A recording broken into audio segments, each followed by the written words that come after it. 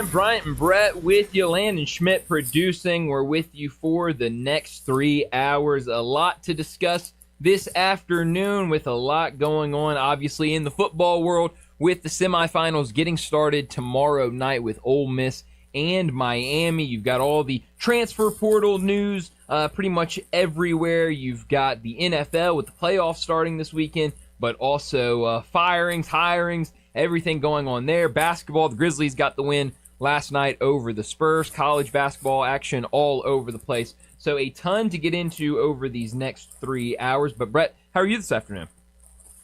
Doing well. Got the Razorbacks in the neighborhood for tonight's game in Oxford with John Calipari's ranked team up against Chris Beard tonight in the Pavilion in Oxford. And also got undefeated Vandy on the line. Well, we still, what are we at, 6 or 7 undefeated in college basketball? 6 undefeated, right? Still at 6. I'm not ready.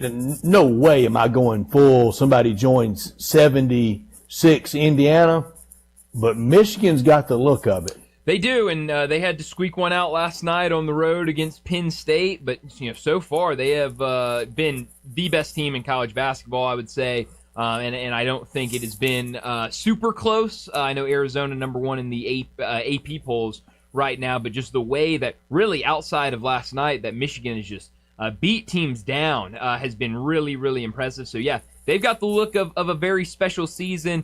Some of those other teams in there that are undefeated have been really, really good. Obviously, you're this far into the season and undefeated. You're a really good team. But yeah, I think we're still a long ways away from talking about something truly special and having that undefeated season.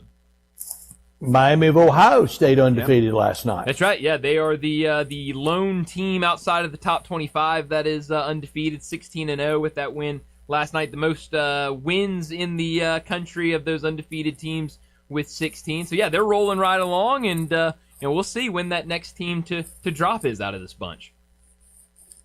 What's the temperature in Memphis right now? It is about 75 degrees or so. I haven't been outside in a while. 68. 68. My phone says. This thing in here is way off. This little clock we have probably here reading what it is in that room. No, it says indoor and outdoor. The outdoor says it's 78, which no, it's not 78. 57 in Phoenix. Wow, so a little much colder in Phoenix than it is. I've worked my magic again in Phoenix. Tomorrow in Phoenix, Scottsdale, Glendale, an 85% chance of all-day rain. Wow. How many days a year do you think they have 85% chance of rain? I would say not many. Not very often. 3? Yeah, not very often at all. I went 6 for 6 with that here for the Super Bowl for Seattle and New England. The Malcolm Butler play at the goal line, Super Bowl 51. And I've worked my magic again every time I come out here. Wow. It's unbelievable. Oh, you should have been here last week. Well, last week was the best weather we've ever had this time of year. Man, I hate that. It's just it follows you, Brett. I don't know what it is, but just somehow follows you. I don't either. Weird. Last time I was here for that is happening, and tomorrow night the dome will be shut at State Farm Stadium in Glendale, where home of the Cardinals. It was right next door for a brief period for the home of the Arizona Coyotes. Yeah, that's right. And now, obviously, no more Coyotes around, which is unfortunate as they made the move to Utah. But yeah, tomorrow will be a lot of fun, and that's what you don't have to worry about. Who cares about 85% chance of rain when you got the dome and you're going to be indoors? That's not an issue. Fiesta Bowl officials and Ole Miss officials think around 30,000 Ole Miss fans will be in attendance, about 12 to 15,000 Miami, and the rest very corporate. And you see the seating chart. There are some Ole Miss high-level donors that are sitting in seats they haven't sat in a long time, because really everything between the 30s it's really corporatized. Oh yeah, no, I believe it. But hey, that is would be good news if there are that many Ole Miss fans, and hopefully, obviously, we talked a lot about it with all the Ole Miss fans that went down to New Orleans last week. So you get another big turnout in the semifinals would be big and should be a really fun game tomorrow night. Yeah, I don't know that this stadium holds the noise like the Dome in New Orleans, and no stadium has the lighting like the lighting at the Superdome. It was just perfect last week, but last week's got to be behind Ole Miss and mighty Miami in their quest to be back. That continues tomorrow night. Yeah, and I think both these teams for very different reasons. I think playing with a chip on their shoulder in the playoffs for Miami, getting that spot after not being in the ACC championship game. A lot of people talking, should it have been Notre Dame that got that spot, and then on the other side with Ole Miss, obviously with Lane Kiffin leaving and those questions even before the first round game against Tulane of how good will this team be without him? Can they play without their head coach? So I think both these teams playing with a big chip on their shoulder, and I think I keep saying it, but going back and hearing a lot of people, guests of ours, national guests on other shows on this station, talking about don't really know what to do with this game. This feels like a toss-up game. It could go either way, so it should be a thriller. A reminder, we will have the game tomorrow night. We'll have the entire pregame, postgame starting at 4:30 tomorrow afternoon, so keep it locked right here, Sports 56, for all of the Ole Miss action tomorrow night. I'm excited about it. It should be a really, really great game. I'm very excited, and I wish we were playing in about 10 minutes, but it's tomorrow night, not tonight. Looking forward to it. Win of the year for the Grizzlies last night. Certainly a good one. No, I would say it's definitely up there and probably is the win of the year so far. To be able to do that against a pretty healthy San Antonio team and go out there and have some of those guys that stepped up. Obviously, Cam Spencer, the big name with the shots he hit down the stretch, for him to step up and make those shots. Vince Williams playing really well after being on the status report as questionable on Monday. You just had guys step up. Santi Aldama with a big block shot late. I mean, that was a game where you were down and fought back and, really I thought showed a lot of grit and a lot of fight when, we haven't seen that at times this season. Vince Williams back? Yeah, no, he was awesome. I mentioned it. A guy that we didn't know if he would be able to go or not before the game, but, he was really good last night and kind of bringing that intensity that when he's able to go, he's able to bring out there. The biggest thing with him, he's another guy that just has missed so much time throughout the early parts of his career. But he was locked in last night, played really well. I thought, the entire team played really, really well, and you needed it against that Spurs team. Victor Wembanyama on a minutes restriction didn't play the last couple of minutes last night, but when he was out there, he was incredible as he usually is. So no, a really fun game last night for the Grizzlies. And it looks like Ja's going to miss again tonight. Yeah, no, a questionable again tonight. So we'll see. Hopefully a little bit later in the show we'll get an update. But him, Vince Williams, and Santi Aldama all listed as questionable for tonight's game. Jaren Jackson Jr. listed as probable, dealing with an illness. So looking better, obviously, for him, listed as probable to go tonight. But a handful of guys up in the air for their availability tonight against the Suns team that has been, we talked about, I think, yesterday. They've been one of the stories of the year so far in the NBA with kind of that surprise team before the season. A lot of people thought they would be bottom dwellers, would be a really rough season for them, but they've come out with a spark. On the road, they haven't been as great, so maybe a little bit of an advantage there for the Grizzlies. So, yeah, hopefully around 5 o'clock or so, we'll get a better look at who's going to be able to go or not tonight. But 3, I think, key guys questionable tonight.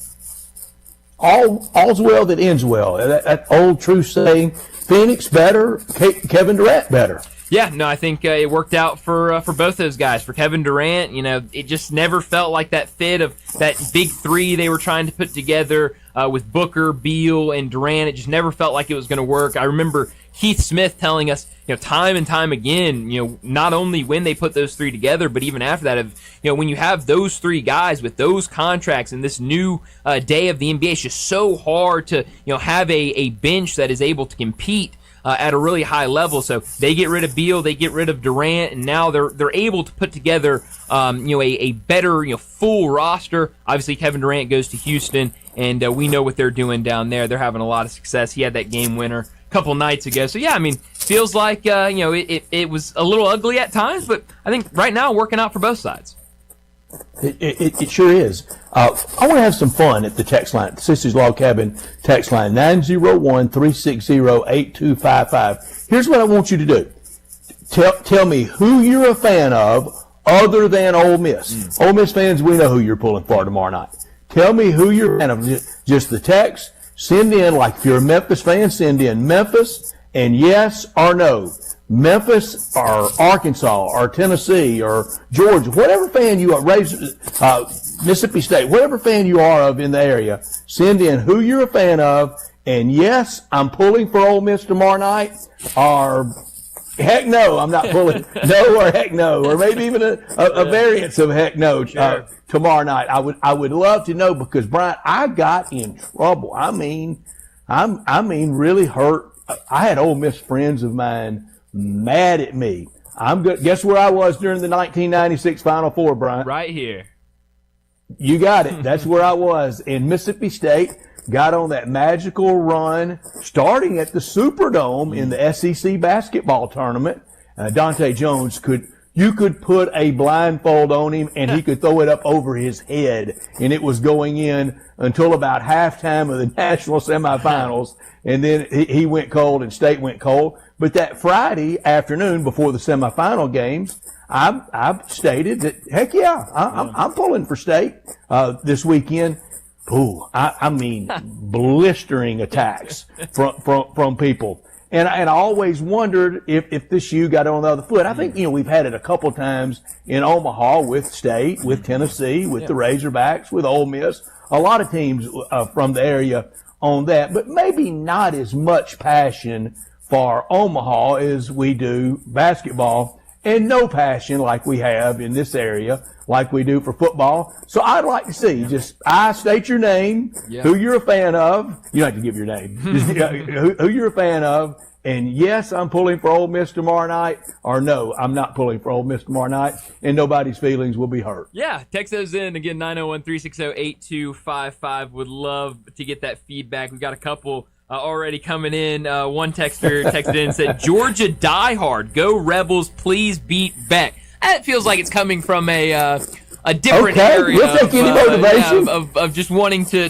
beat the former quarterback. Another texter texted in and said, Vols, yes, hotty toddy. So, hey, Tennessee fan, rooting for the Rebels. So, yeah, send those in. Would love to hear the thoughts of all those. Memphis, Tennessee, Georgia, Arkansas, Mississippi State, whatever. The melting pot that we are. Yes, you get a little bit of everything here in Memphis. So, yeah, I'm curious to see that. I know, based on my friends that I have that are fans of other teams, they're not in agreement with the texters that we have in rooting for the Rebels. Totally acceptable. No, it absolutely that is totally acceptable. Now, I had one friend of mine said, I'm for this is a friend of mine that's a Razorback fan, said, I'm for y'all if you'll make me one promise. If you won't talk about it every time we're around each other the rest of our lives. Well, that's going to be tough. I said, I'll make that promise. Yeah. We're actually, Brett, getting a lot of texts coming in saying fans of other programs are getting a handful of Tiger fans chiming in and saying, yes, they would like to see Ole Miss. They're rooting for Ole Miss. Would like to see Ole Miss win. So we can take the good and the bad. I promise you, no hard feelings. I'll understand it. This morning I did a show early this morning in Huntsville, Alabama. Our friend Drew Dorman and Scott Tyson show. They as hosts, I mean, over the top. You'd think you were hearing a show in downtown Oxford. How they're pulling, and both of them are more Alabama fans than anything else. I joined our friend Tom Ackerman in St. Louis today, and the final he wants Indiana and Ole Miss, but he also has a real soft spot. He and his wife, he and Angie, they're best friends in St. Louis. Both are Ole Miss grads. They come to a game about once a year, so they're pulling hard. But I'm getting a bunch of texts at the Brett text line too, and it's going to be fun. All in good fun. Nobody's feelings will be hurt. If you got something ugly you want to say it. We can take that too. That's right. We can take it all. But no, I'm excited. You're right. I mean, it's a big couple of days. One a lot bigger, obviously, than the other. But tonight, Ole Miss basketball against nationally ranked Arkansas, and then turn around tomorrow and the semifinals against Miami. I mean, it's a lot to watch if you're an Ole Miss fan. And Ole Miss will have to play its best game of the year tonight, not to get its brains beat in tonight against John Calipari and his Razorback team. Yeah, no, it's certainly going to be a tough test, and we've talked about it a couple of times about this Ole Miss team, and kind of the struggles they've had early on this season. They went on that 4-game losing streak. They just lost their first SEC game against Oklahoma. They've lost 2 of their last 3. So yeah, I mean, at home tonight, you need that A+++ game against Arkansas, and Arkansas has shown. They've got a really good team. They've got those 2 electric freshmen, so going to be tough, but should be a fun matchup tonight. I did another show. I did a show at Montgomery also today with my friend Graham Dunn, and Graham asked me, he said, it's been a long time since Ole Miss won one, 60 years, but and it was a little crowded then. It was AP, UPI, Grantland Rice, football writers, Billingsley, Lichtenhouse. I mean, there was a lot of claims to the national championship. So in Montgomery, and Graham, very nice person, I think very much for Ole Miss tomorrow night. And I was doing fine with him. I said, yeah, back then a lot of people could lay claim to championships. Heck, who knows? We could win it all this year, and Auburn might claim this year. That's good. Right at the end, I had to blow it, didn't I? Oh man, that is a good one right there, Brett. But now keep those texts coming in. Would love to hear how everybody is watching the game. I want somebody LSU. Tell me somebody LSU. Do you have that are you flying that SEC flag, or heck no GT HOM? There you go. I think I got it right. Go to heck Ole Miss. That's right. You nailed it right there. So yeah, keep those texts coming in. But we've got a busy show today, so let me set it up before we get to top and not top story of the day. 3:30, Coach Tommy West going to join us. We'll talk a lot of college football with Coach. I haven't talked with any of these guests in a couple of weeks, with the last couple of weeks in the holiday, so it'll be good to catch up with all of these guests. A lot to get to with Coach Tommy West. 3:45, we'll talk Grizzlies. That win last night, a 106-105 win over the Spurs. Cam Spencer with 2 big-time shots towards the end of that game. Defensively, the Grizzlies came up with some stops late. A really fun game last night downtown at FedEx Forum. But now the Grizzlies have to turn right back around and host the Phoenix Suns tonight. So we'll talk a lot of Grizzlies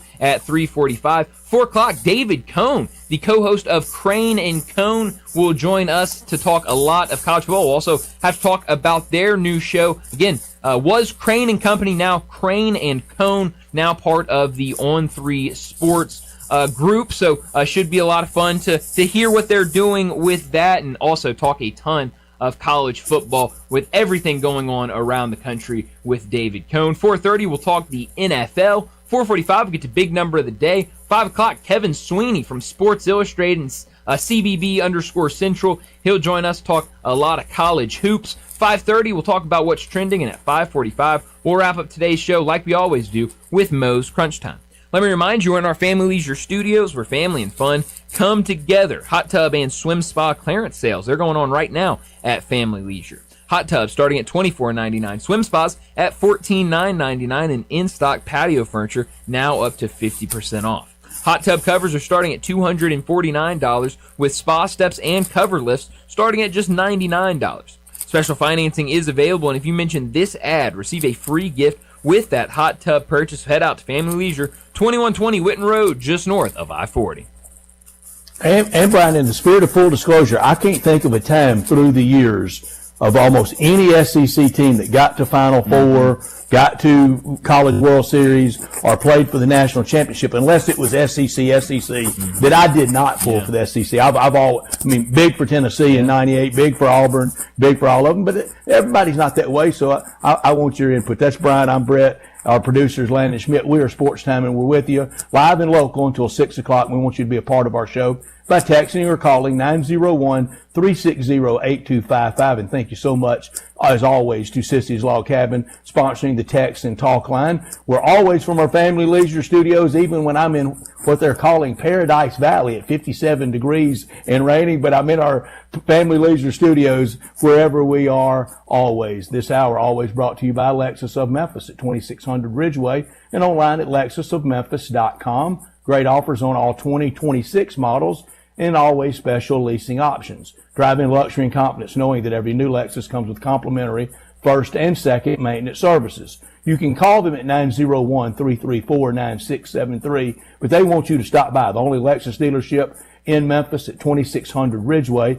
and that's where you can put yourself in the driver's seat of the all-new 2026 flagship LS500, and you'll be driving in style. When you purchase a Lexus, you get top-of-the-line engineering and design, and they make for the safe luxury driving experience. Online at LexusOfMemphis.com. Experience amazing at Lexus of Memphis. Top story of the day. Well, my top story of the day, it is the Grizzlies in that win last night against the Spurs. Brett mentioned it. I think it's up there. One of the wins of the year so far for the Grizzlies. A 106-105 victory over the Spurs. A Spurs team that's played really, really well. Victor Wembanyama, who was a game-time decision. He played last night, put up 30 points. He was on a minutes restriction and missed the final 2+ minutes of that game. But on the other side, it was a Grizzlies team that was down in the fourth quarter, rallied with some big shots from Cam Spencer, some defensive stops to come back and win that game by 1 point. Now they have to quickly turn around and face the Suns tonight in a back-to-back. We mentioned it earlier, but a lot of guys up in the air on if they'll play tonight. Jaren Jackson Jr., who tied Cam Spencer as the leading scorer with 21 points last night, he's listed as probable, dealing with an illness. Santi Aldama, John Morant, and Vince Williams Jr. all listed as questionable. Hopefully, again, around 5 o'clock or so, we should get an update on all of those guys, if they'll go or not. But a great win last night. Let's see what they can do turning around tonight with this back-to-back against a Suns team that have not been great on the road. Winners of 3 of the last 5, 21-15 on the season. Right now, the Suns a 4.5-point favorite. So we'll see what this Grizzlies team can do with this back-to-back tonight. My top story, one more day until the U. Miami gets a chance to really be back, or at least one step closer to being the bullies of college football again. Win tomorrow night and a win in the national championship game, they would be back. And think of this year. On Sunday night of Labor Day weekend, Miami over Notre Dame. If they don't win that game, they're not in. Then they go first round of the college football playoff and hold Texas A&M and Marcel Reed to 7 points in front of 100,000 people at Kyle Field. That's how good they are. That's how close they're back to being in the pantheon of college football. Everybody is 2 wins from immortality. Ole Miss, 1 game from being in the college football national championship, but 2 from immortality. Last year, it was last year's dream being realized this year. State Farm Stadium tomorrow night, home of the Cardinals, hosted 3 Super Bowls, hosted Auburn's national championship with Cam. I had Clemson over Alabama. They had 2 Final Fours here. North Carolina won 1 here. I think UConn went back-to-back here and for Hurley's second. So it's held on all the great games, and it's going to hold the heat and no rain out tomorrow night. That's right. Not top story of the day. Well, my not top story of the day, and I'm excited to talk about this with David Cohn at 4 o'clock if we get to it, but this story that broke last night out of Washington with their starting quarterback, Damon Williams Jr., who looked like was going to stay. Then last night the news came out that he was going to enter the transfer portal, and then just a couple minutes later, people reporting that just last week he signed a contract with Washington to return and have a new NIL deal and everything that goes along with that. And reports last night and into the morning saying that he signed this contract with the football program last week. The school has no intention of releasing him from that contract he allegedly signed. And according to Yahoo Sports, the agreement, quote, included a provision prohibiting him to enter the transfer portal, and the school, again, now refusing to enter his name into the transfer portal database and plans to pursue legal avenues against him. So things are getting real up in Washington with their starting quarterback, and this could go a lot of different ways, and it could get really, really ugly. Brian, it will, and this will be a great test case. I'm for player liberation and freedom. I'm really for almost no rules. I'm for the strong survive. But how can something usurp, supersede contract law? That's right. Yeah. I mean, that's one of the fundamental tenets of America is contract law. Yeah, I mean, it's crazy, and we talk so much about college athletics becoming more and more professionalized by the day. I mean, one thing that happens in professional sports is they sign contracts, and you can't break those contracts and just do whatever you want as professional players. So this is a wild story out of Washington. This may be the greatest something's got to give setup of all time. Darwinism versus contract law. Yeah, no, it really is. So I guess something's got to give, Brett. That's what it sets up for. Something's got to give. The great setup ever. My not top story, Grizzlies last night with, I think, the win of the year, an unlikely win over Wemby and the Spurs, and maybe that can be the start of stringing something together, something of, a badly needed hot home stretch that continues tonight. Last night, no Ja, of course, out, but a good Jaren and a very reliable Cam Spencer. Okay, if he's not MVP of the team, he's certainly the surprise of the team, and Vince Williams back last night. 16 and 20, I feel like it should probably be reversed. The Grizzlies should be over 500, but got to start chipping away. Got to get some guys healthy, and again, we'll see what that status report looks like as we get closer to tip-off. That'll do it for top and not top story of the day. Let's get to our first break, and when we return, we're talking college football. Coach Tommy West, he joins us next. Add a little fun to your lunch break. Join Johnny Radio for Sports 56 Happy Hour from 11 to 1 every weekday on Sports 56 and 98.5 FM. Family Leisure doesn't do anything small. It's always got to be big, just like the world's biggest spa sale. Happening right now at Family Leisure. Check this out.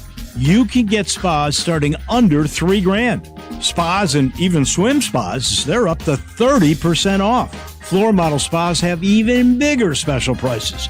Cold plunges are all the trend right now. Take the plunge starting under $5,000. You see a patio furniture set you like? You could get a free umbrella with it. Ask an associate for details. Plus, swimming pools are clearance price now through the end of October.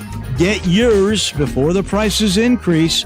That is, with any big sale, special financing, it's available. The only thing small during the world's biggest spa sale at Family Leisure are the prices. Family Leisure, Whitten Road at I-40, where family and fun come together.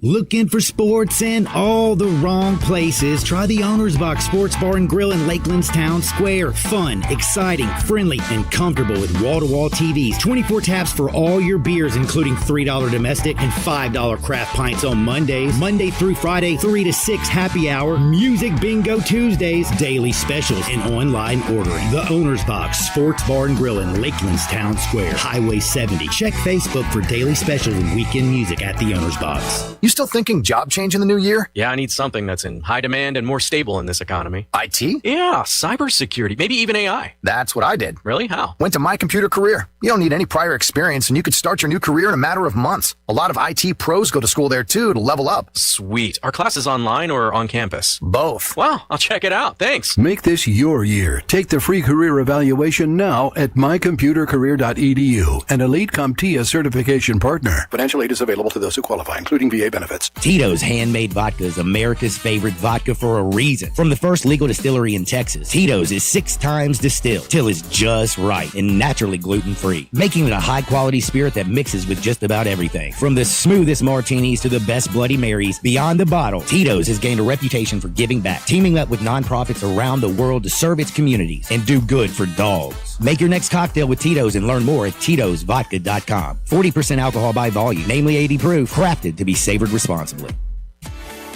At Jason's Deli, when you're dining in or picking up curbside, you can expect wholesome food and no surprises, just delicious sandwiches, crisp salads, and quick quality meals made with the freshest ingredients and no artificial trans fats, MSG, high fructose corn syrup, or artificial colors and dyes. Around here, a lot of thought goes into what we put into our food and what we take out of it, because you're not just taking a bite, you're getting a taste of who we are. New items are constantly being created to expand our menu for all tastes and special diets with vegan and gluten-free options available. Convenience and on-time delivery you can count on. It's just a click away at jasonsdeli.com, so whether you need to feed 5 people or 5,000, the team at Jason's Deli, they have the credentials and the commitment to keep you satisfied. Freshness is nearby at Jason's Deli with locations at Ridgeway in the Park Place Center, Poplar and Highland, Germantown Road in Cordova, and on Goodman Road in Olive Branch. Jason's Deli. It's wholesome food and no surprises. Sports 56 traffic. Good afternoon. A couple of accidents in their cleanup stages. Busy right now, but moving. Let's keep it that way. 240 east from Mill Branch out to 385 as you get on to Bill Morris Parkway, pushing on out into Collierville. It's busy now already. Certain sections of Sam Cooper, especially going outbound. Hey, Reimer's Jewelry is your full-service, family-owned jewelry store right here in the Memphis area. Check them out this bridal season and shop local at Reimer's Jewelry on Highway 64. I'm Commander Chuck. You're on-time traffic.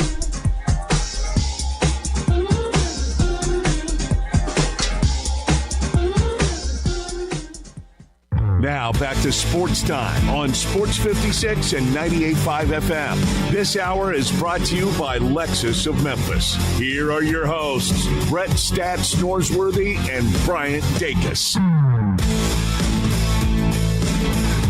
Welcome back into Sports Time. Bryant and Brett with you, and we got to talk some college football, and we do it at this time on Wednesdays with Coach Tommy West. Coach, thanks so much for joining us. It's good to be able to talk with you again after the last couple of weeks, missing you with all the holidays. But thanks for joining us. A ton to get to, but let's start with the 4 remaining teams in the college football playoff. Ole Miss, Miami, Indiana, and Oregon. What do you make of the 4 teams we have left? I think they're probably the 4 best teams. I think that's who should be there. It's turned out really good. 4 outstanding football teams to me. I mean, I think it's probably, when you break it down, it's 4 really good offensive football teams. I've said all year I think Ole Miss is one of the top, if not the top offense in the country, and they're proving that every time. I'd look at the SEC, and Ole Miss would be my pick for the team that could go the furthest because they probably improved more defensively throughout the year of anybody. I mean, they were very average, I thought, early, and then they're a good defensive team now. They're a great offensive team, but Indiana, Oregon, Miami. Miami's the one that I don't think is as good offensively, but man, are they good on defense? So and defensively, with Ole Miss improving, probably the top 3 defenses in the country maybe, and then Ole Miss has gotten a lot better. Coach West, you mentioned the Ole Miss defense, and it really did get more physical as the year went along. That they knew what they had in those young guys, but they were mostly reserves, just spelling, Nolan and Princely Umanamielen and J.J. Pegues for various plays last year. They didn't get a lot of long run.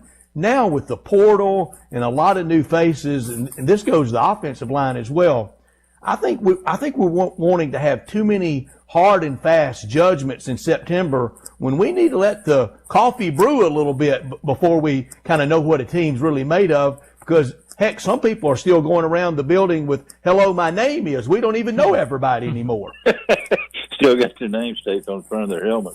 Right. Yeah, I mean, I don't think there's any question. We talked about the preseason rankings now. I've always not had a lot to do with them, but preseason rankings now are worthless. You can throw them out the window because you don't know. Coaches don't know exactly what they got. Guys get out there and game. Some guys, everybody has to practice well, but some guys are just gamers. Shambliss evidently is one of them. He wasn't going to be the starting quarterback, but boy, he got his chance and he wouldn't let it go. So I mean, you don't know. I mean, I think we said let them play those first 4 games, kind of like preseason games in the NFL.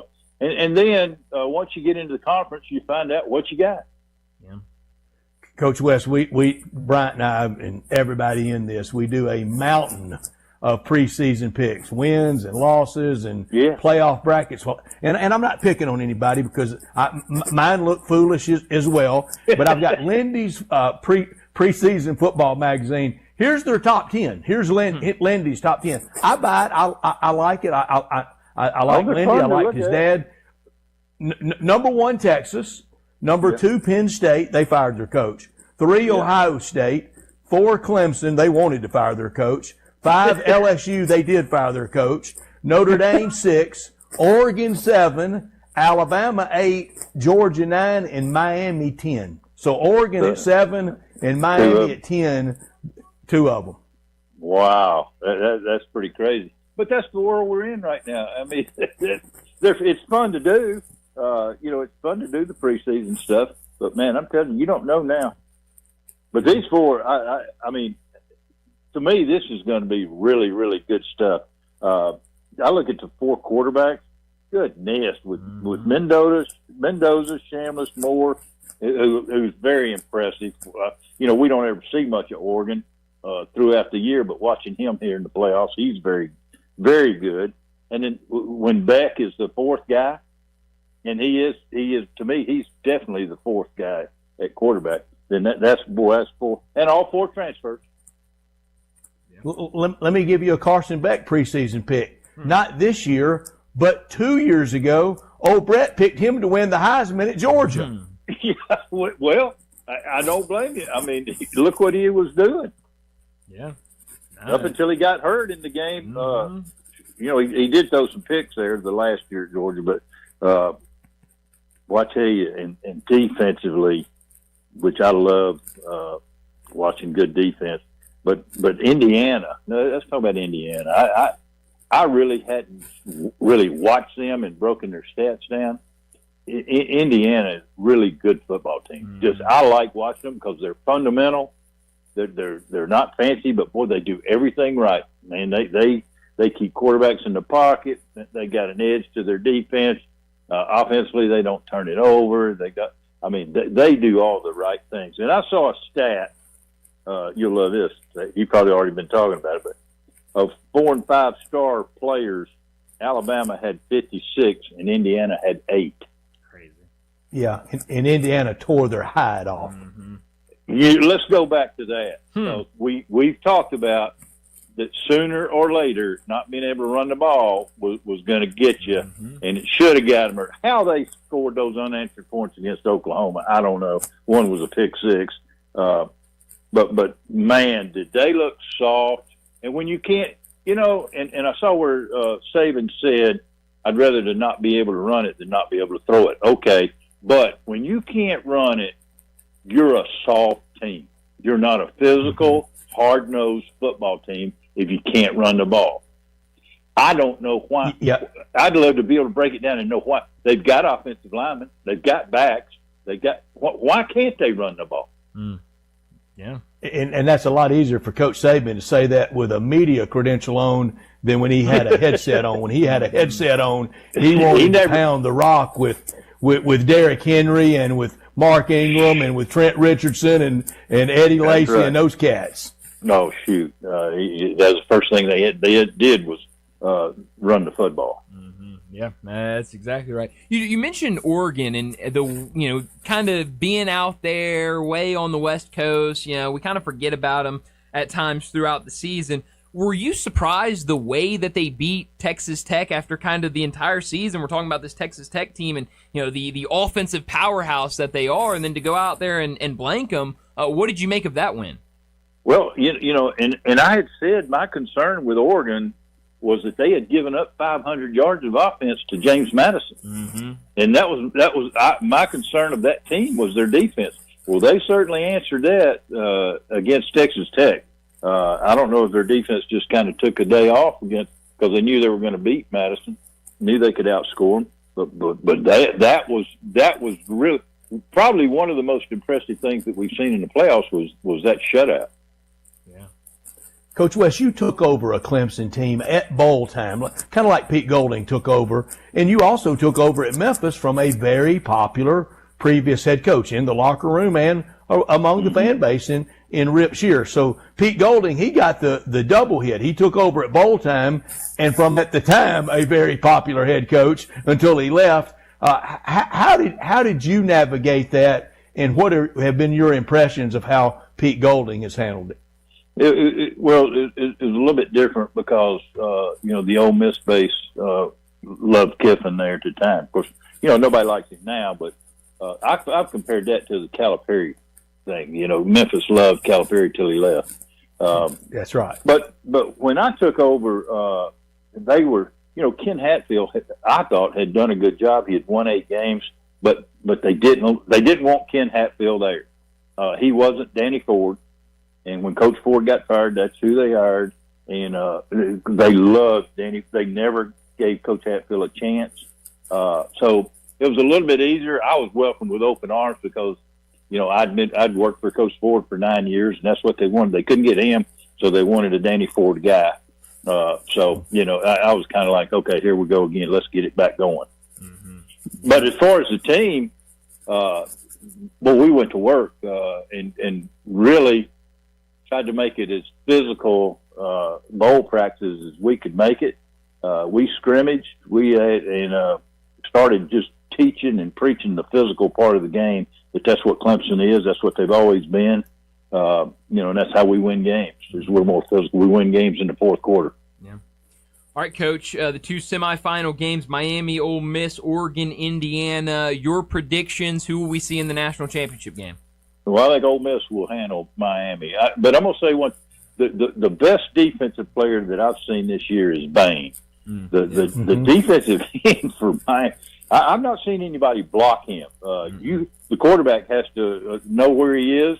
You don't have your backside to him. You just got to be aware because he can beat everybody any down in pass rush. But I think Ole Miss's offense. I think Ole Miss's offense is the best of the 4. Indiana would maybe tie it or a close second, but and I think Miami's offense is the worst one. But I think Ole Miss can outscore them. I think they can score more points than them. Indiana, Oregon. I was really, really impressed with Oregon against Texas Tech. And, you hate to go against it because everybody loves Indiana right now. But I think Oregon's going to put up a really, really good fight in that game. And wouldn't surprise me at all to see them win the game. No. Coach West, those 2 defensive ends for Miami that come off the edges so hard when they're crashing that hard. And one of those tackles for Ole Miss, Diego Pounds, hadn't allowed a sack all year. And Trinidad Chambliss is hard to sack because he's hard to catch. How do you beat that? Do you beat it with draws and bubble screens when they're coming that hard, or do you just run straight quarterback power, quarterback draw? I think you got to run some stuff at them. We used to face that when I was at Clemson and we'd play Florida State. Back in the Florida State's heyday, they always had 2 defensive ends. They were always great players, always NFL type players. And we would run the ball right at them and try to make them sit on the line. We might run some little shuttle passes to make them sit down over there. And then we would try to do what you're talking about. We'd try to run the bubbles. To start the game, try to run them as much as we could and try to hope that by the fourth quarter we could get them out of gas. Yeah.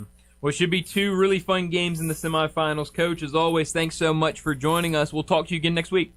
Okay, thanks, guys. Thanks, Coach. Thank you, Coach West, and Happy New Year to Coach Tommy West, and we love having him. He was on our Sissy's Log Cabin guest line. Sissy's Log Cabin, the official jeweler of the hometown teams like the Grizzlies and the Tigers, and at FedEx Forum for the Grizzlies with the floor seat lounge, that great location that had a spectacular Christmas holiday season and getting ready for the holiday of love, Valentine's, right here in front of us. At 4542 Poplar, 9,000 square foot store in Laurelwood, with expanded lines for Rolex, Cartier, diamonds, and more.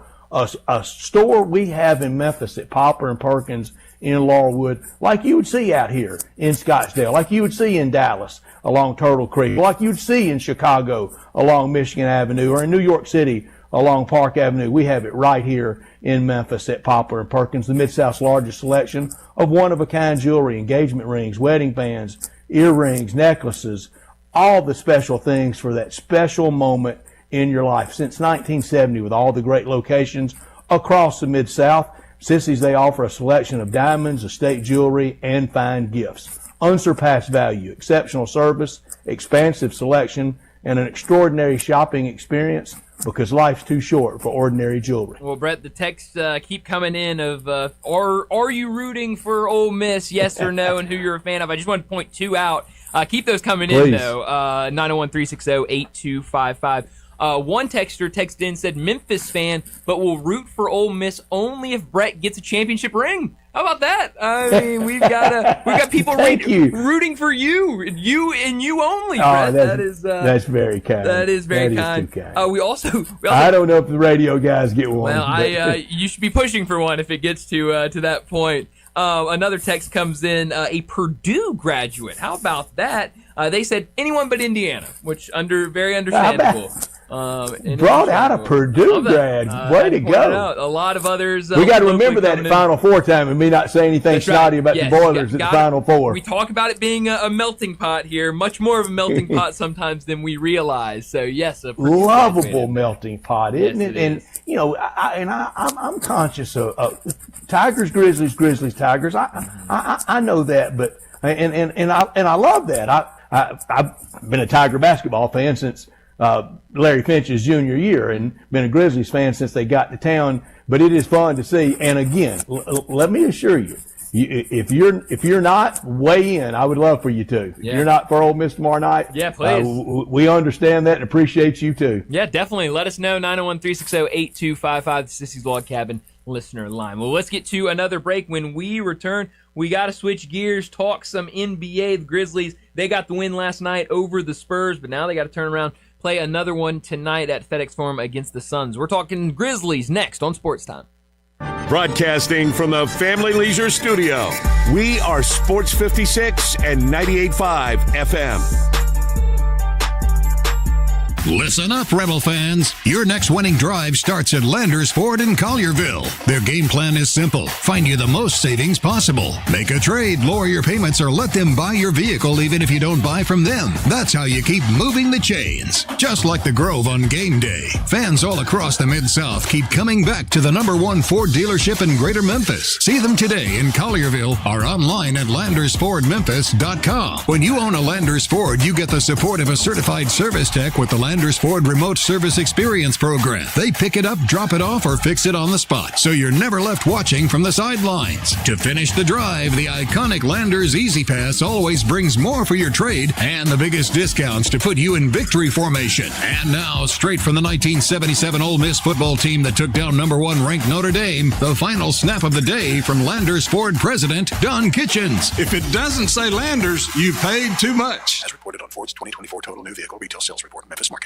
NST's been taking down insurance giants for over 35 years. Big firm power with hometown heart? Yeah, they don't play. It's that combination that has helped them win billions for their clients. NST is the way to go. Call 683-7000.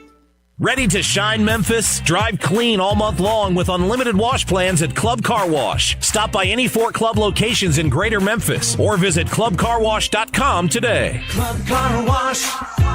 Join the club.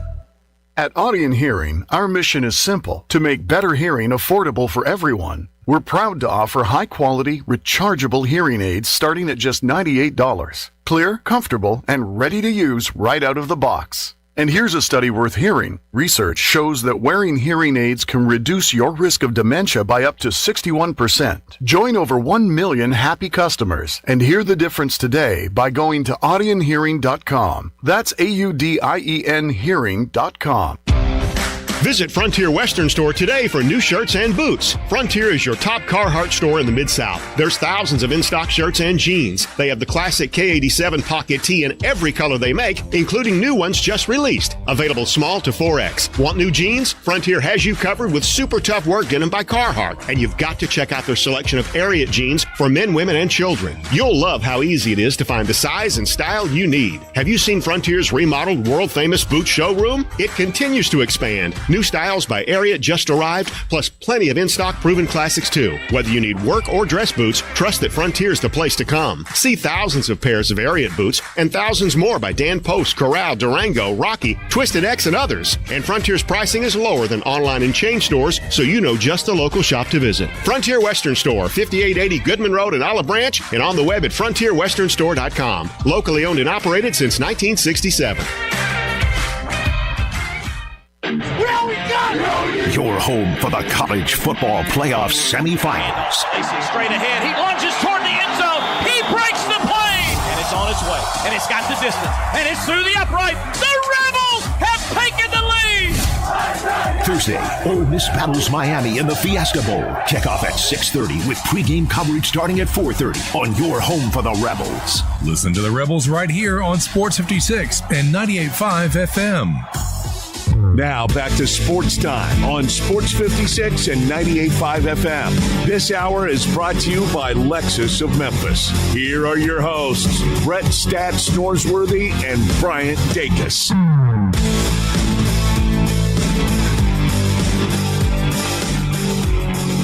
Well, the Grizzlies, they got a big-time win last night, 106-105 over the Spurs. It was Cam Spencer that had back-to-back big-time buckets late in the game to put the Grizzlies ahead. They came up with stops on the defensive end of the court to slow down this Spurs team. They get that win. Now they'll turn around tonight. We talked about it earlier. Some guys questionable up in the air on their availability tonight, but back at home tonight against the Suns. But was really fun last night to snap that 4-game losing streak, get a win over a Spurs team that has been really, really good all season long. A Spurs team that had Victor Wembanyama, had a majority of their guys on the court last night. A really solid win for the Grizzlies.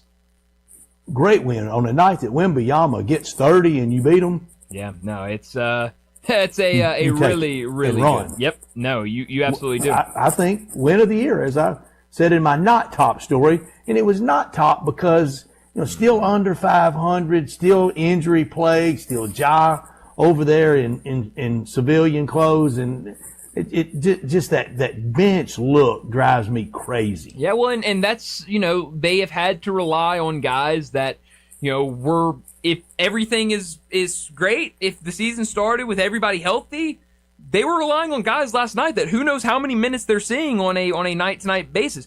Cam Spencer, if everybody was healthy, game 1 of the season, how many minutes is Cam Spencer logging? Even this year, with all the injuries early in the season, Cam Spencer wasn't logging a lot of minutes. Vince Williams, the same exact thing. How many minutes is Vince Williams playing if everybody is ideally healthy at the start of the season? So, it's guys stepping up with these injuries, and that's what you need. You need a team that's gritty, a team that, from the first guy out there to the, 10th, 11th guy on the bench can go out there no matter who's in, who's out, and come up with plays. And last night, those guys did that. And tonight, the Grizzlies are a 4.5-point underdog right now.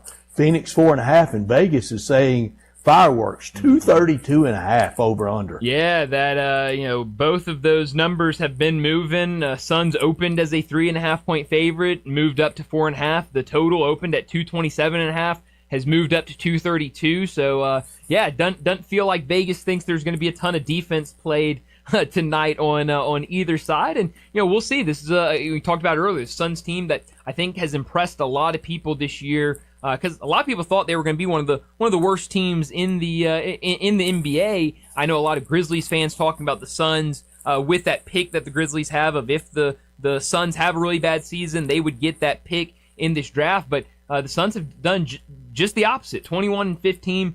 They've had some injuries that they've had to deal with, so. We'll see what this Grizzlies team looks like on a back-to-back, and if they can come out there and get a win. Suns looking to bounce back after, we mentioned it earlier, Kevin Durant hit that buzzer beater for Houston to beat them a couple nights ago, so they're looking to get back on the winning side of things. So I'm hoping a really good game tonight for the Grizzlies.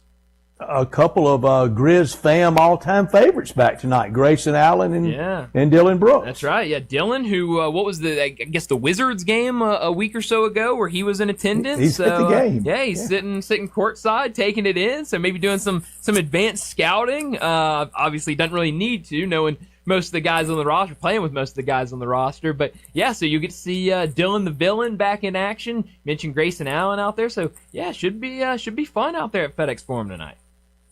For the out-of-town superstars that come through, I don't think that Devin Booker is one of the top, 4 or 5 that I think people would rattle off. Why not, Bryant? Because he is all that. No, he's a really good player. I don't really know what it is. Devin Booker isn't kind of a he's not one of those guys that is super kind of out and about there. LeBron's one, right? LeBron's one. I mean, I could rattle off probably 7 or 8 guys. KD 2? Yeah, I would say I would say KD still 2. Doncic comes in when LeBron comes in. Jokic is up there. Definitely. I would say Giannis is up there. Wemby's absolutely Healthy up there now. Tatum. Tatum ahead of Book. Yeah, I would say ahead. Yeah, I would say ahead. I would too. Yeah, I mean, I think there's certainly a handful Harden, of guys. Steele. Yeah, I think so. Kawhi, I would put in there as a guy. Westbrook for other reasons. Sure. Yeah, that's a good one in there. Yeah, I would say that. I would say Anthony Edwards is ahead of Devin Booker. All right, we're not even trying to, and we could keep naming a lot of names before I get around to my point. I don't get that. I think this should be appointment viewing for those people out there that just want to go see the out-of-town star. I want people to go primarily to see the Memphis Grizzlies. Yeah. No, I mean, you're right. It should start with the Grizzlies. I don't really know what it is with Devin Booker. Not all those guys you just rattled off have that kind of out front personality of kind of being, people that fans just want to go see. But I don't think Devin Booker has that personality. Heck, Wemby last night is ahead of Book. Oh no, yeah, that's why I mentioned Wemby in there. I mean, I think he's probably. Yeah, you did. I'm sorry. He might be 3 or 4 on the list total, behind LeBron and Heck, Zion KD. still is, and he plays as rare as Ja does. Yeah, and so I don't really know what it is with Devin Booker. I'm not Devin Booker's not a guy that I particularly go out and seek to watch in person or even. Just watching games, I don't know. He doesn't do it for me, and I can't really explain why. But I don't think you're alone. Yeah, I was about to say it feels like a lot of people. That's my point. Yeah, it's interesting. I've never really thought about it until you just brought it up. But you are absolutely right about that. So we'll see what this Grizzlies team looks like on the court, and if they can pull out another win tonight against the Suns. But we need to wrap up this first hour, get to another break, and when we return, talking some more college football. David Cohn, co-host of Crane and Cone, now part of the On3 network. He joins us next on Sportstime.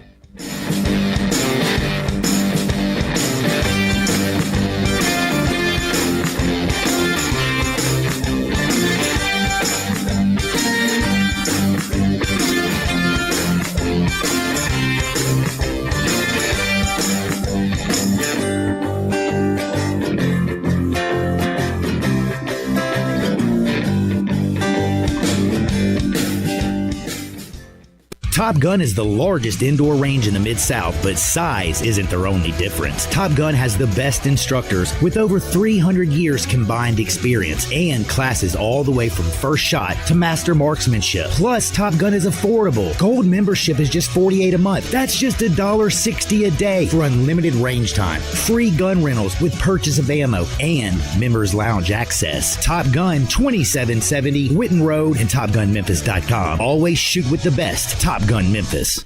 Just like Bell Tavern is a haven from the heat during summer, it's just as much a refuge from the cold this time of year. Bell Tavern, Memphis's perfect downtown neighborhood bar, has always specialized in cozy.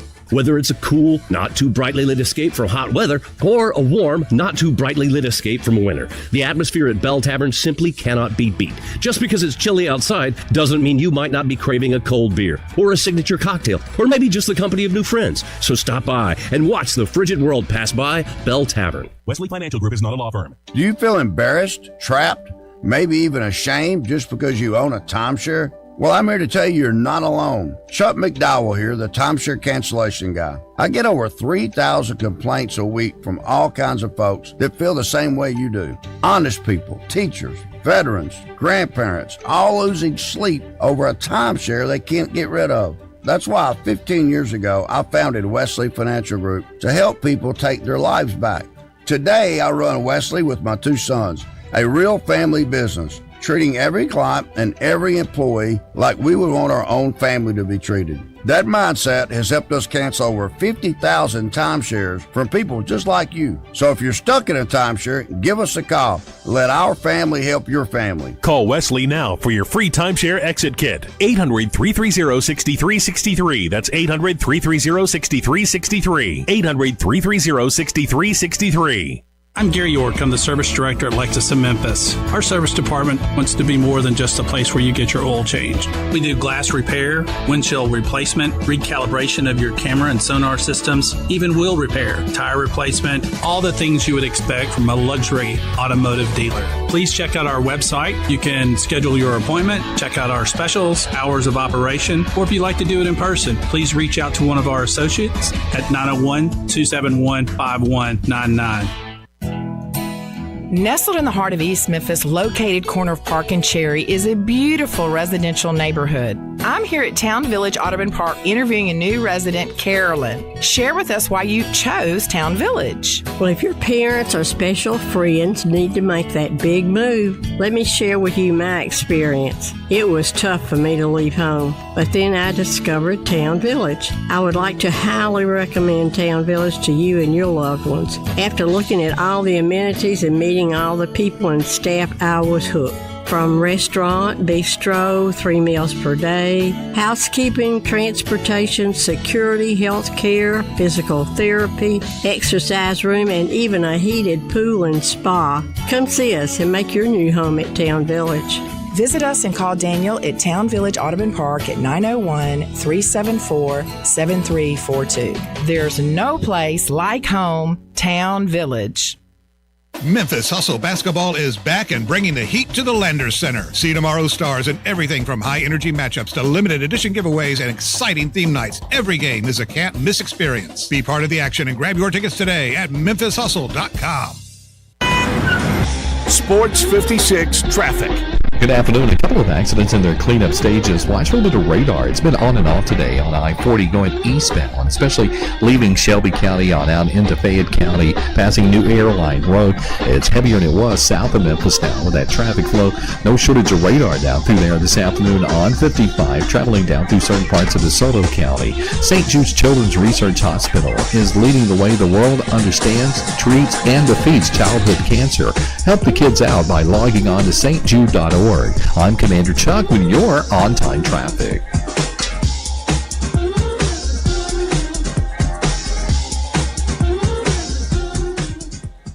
We are Sports 56, WHBQ Memphis, and W253DF Memphis with Greg Gaston and Eli Savoy. Weekday mornings from 7 to 10. Now back to Sports Time on Sports 56 and 98.5 FM. This hour brought to you by Landers Ford in Collierville. Here once again are Brett Norsworthy and Bryant Dacus. When you hear the sound of coming, hear the drums drumming, I want you to join together.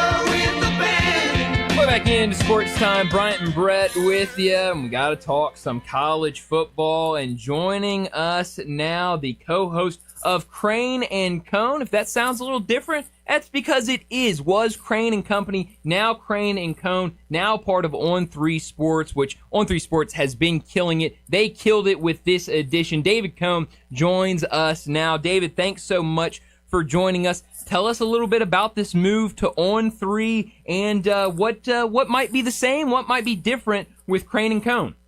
Well, thank you guys so much for having me. I really missed y'all over the holidays. I hope y'all had a great Christmas and a great New Year's. We're so excited here. I just want to thank Shannon Terry and everyone here at On3. You can see back here in my backdrop, I'm right here at On3 HQ right here in Nashville, Tennessee. So we didn't have to move anywhere, but we're really excited to be a part of this team. Obviously, Shannon Terry going all the way back to rivals. You know, when I was getting recruited out of Statesboro, Georgia to go play college football, he's really the godfather of this space. So we're really excited, and also want to thank everyone over at Daily Wire. It was an awesome 4 years over there. Hopefully we'll still be collabing and maintaining a great relationship with them. But yeah, we're excited, and I want to thank Jake and Blaine for having me along on this new chapter and this new endeavor. This is 5 years this month, I believe, since I met those two brothers. It's been a great time being able to talk about this great sport that we love and being able to call this show Crane and Cone now. I'm very grateful for. David, you absolutely earned that billing on the big marquee. You've earned it in what Jake and Blaine and what they've done, what y'all have done. So happy for you. And it really is a sport, college football, that warrants 365 days a year coverage, and you eat breakfast, lunch, and dinner of it.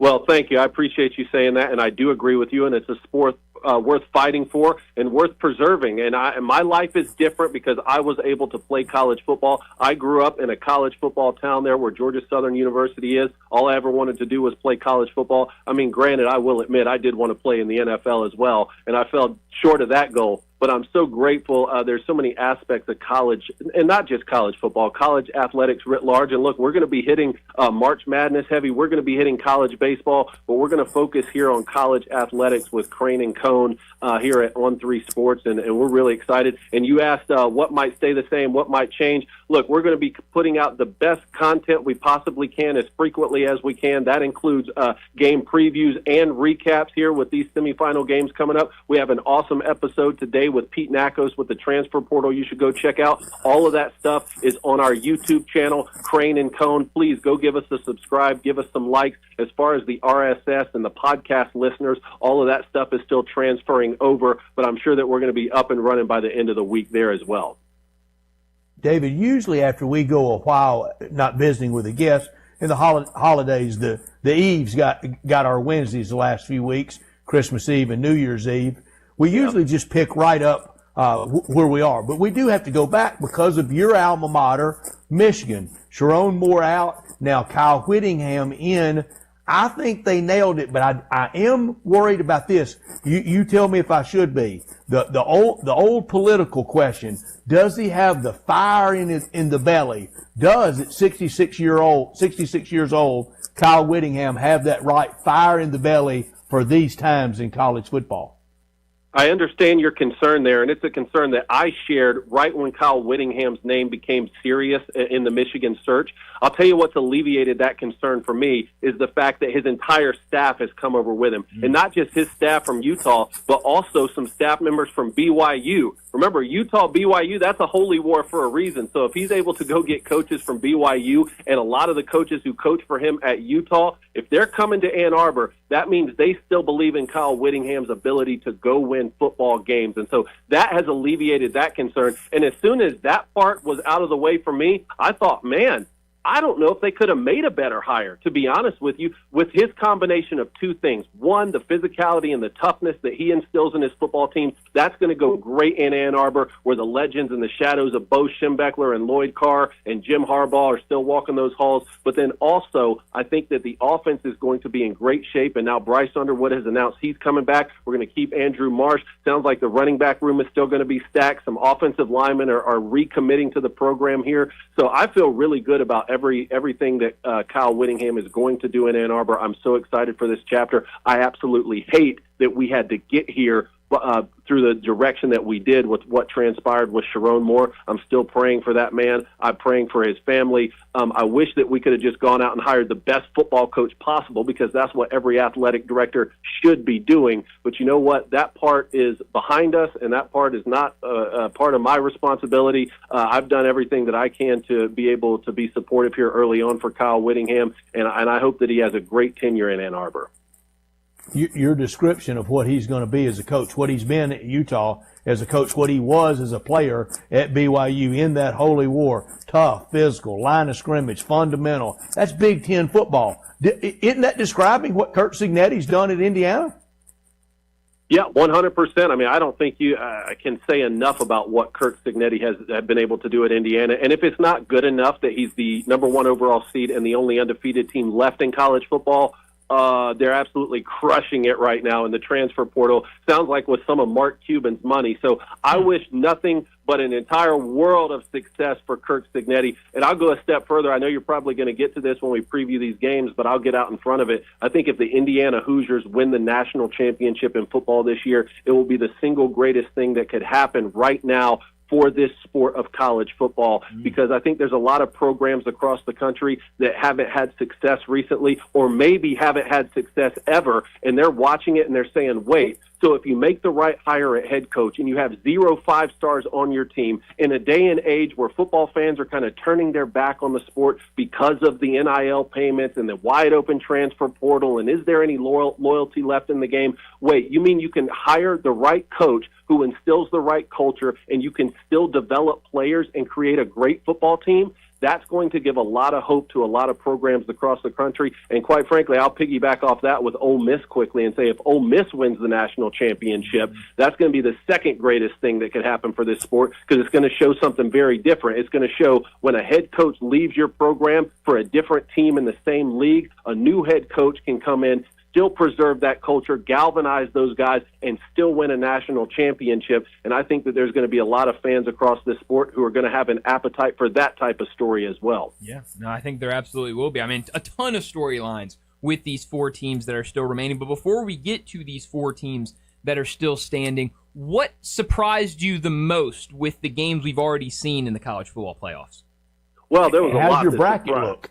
Yeah, well, let's don't talk about that, quite frankly. Trying to get off to a good start over here on 3. But no, a lot of us are in the same camp here. Look, I am surprised that Miami's offense was able to have the amount of success that they were against the defending champion Buckeyes. I think they were one of the best defenses, the number 1 defense in a lot of categories for a reason. But you know what's really surprised me was Carson Beck played like he understood the assignment. He said, look, I'm playing against one of the top defenses in the country. I need to get the football out quick. I thought he was very effective in the quick game. And they haven't, the Hurricanes haven't run the football that well this entire season. What Fletcher has been able to do here against Texas A&M and then against the Buckeyes, absolutely incredible, and that's a quarterback's best friend. Oh, I'll tell you what else is a quarterback's best friend. What Miami's able to do with their front 4 and their front 7, and really even their coverage behind all of that pressure that they're able to get with Bain and Mesidor, including a pick 6 on Julian Sand. So that performance surprised me. I won't say shocked. I'm a little bit more shocked that Ole Miss was not only able to play with Georgia, but was able to win that football game. And look, everyone said, well, in the regular season they played them just as close. That was their lone loss. It shouldn't be that surprising that Ole Miss was able to beat Georgia. Look at what Georgia did when they were able to get Alabama for a second time in the conference championship game. Absolutely rolled them. Anytime Kirby Smart's able to get a second crack at a team, he usually takes full advantage of it. And the defensive performance, while there were a lot of points scored in the game, Ole Miss finding ways to take advantage on defense and to get off the field, I was kind of surprised by. And, what more can you say about Trinidad Chambliss? Man, a Division II quarterback who comes over to Ole Miss, is going to sit behind the heir apparent there in Austin Simmons, ends up finishing top 6 or 7 in the Heisman Trophy voting, and was the absolute difference down the stretch of that game against really one of the best defensive minds in the game in Kirby Smart. So everything that Ole Miss was able to do to be able to avenge that regular season loss, again, hats off to them. Kudos. They're here for a reason, and I can't wait for these semifinals. Yeah, these semifinals are going to be a ton of fun. You just kind of set it up for this Ole Miss and Miami game of talking about how great that Miami defense has been, and then immediately start talking about how great this offense has been for Ole Miss. Break down this semifinal game tomorrow night between Miami and Ole Miss. Yeah, well, again, the Miami defense against this Ole Miss offense, that's going to be best on best, and it's a pretty simple equation there. How effectively can Miami create problems for Trinidad Chambliss? He's so fantastic at, one, getting out of pressure when he gets it, also getting the football out of his hands quick in the quick game, kind of like what we talked about with Carson Beck against the Buckeyes. But what Trinidad Chambliss does so well is he will eat you alive in the quick game when he gets free release. But then when you start to creep up, he'll throw the back shoulder very effectively off of that, the back shoulder throw for a touchdown after Kirby goes for it on 4th down at midfield. But then he can also beat you over the top with accuracy. Well, that's really tough to defend. But that Miami defense, 12 sacks in their 2 playoff games combined so far against 2 very different types of quarterbacks, right? Julian Sand's not that mobile, but he's really terrific in the pocket. Got to him a bunch of times. Marcel Reed at Texas A&M, one of the most mobile quarterbacks we've seen in the country. They got to him, 7 times? So again, they're going to get to Trinidad Chambliss. Can he overcome that with what we just talked about, being accurate in the quick game, getting the football out of his hands? Hopefully Lacey can have a good game on the ground. That obviously will help out a good bit. And then Miami's ability to cover behind that pressure has been really impressive to me. Again, how well can they continue to do that against some of these Ole Miss weapons? And then on the flip side of that, again, I think that the most dangerous thing for Miami right now is if Carson Beck and that offense treats Ole Miss like an inferior defense. I just talked about how well they played against the Buckeyes because they understood the assignment. If they go in thinking, well, we already beat the number 1 defense, Ole Miss will be nothing, I think Miami will lose this football game. They have to go in with that same sort of grit, that same sort of determination to be effective in the ground game, win time of possession, and I think that Miami will have success if they're able to do those things with the right mentality. And David, and then the other games, Oregon and Indiana on Friday night. I don't know why I was so slow to appreciate respect. I'll use all those words. I think last year I was kind of intrigued by Indiana. Okay, good, warm and fuzzy. But this year, and when you do it to Alabama, that really resonates, and they did it to Alabama. 23 yards rushing for Alabama, leaving Alabama with off-season questions that they haven't had in a long time.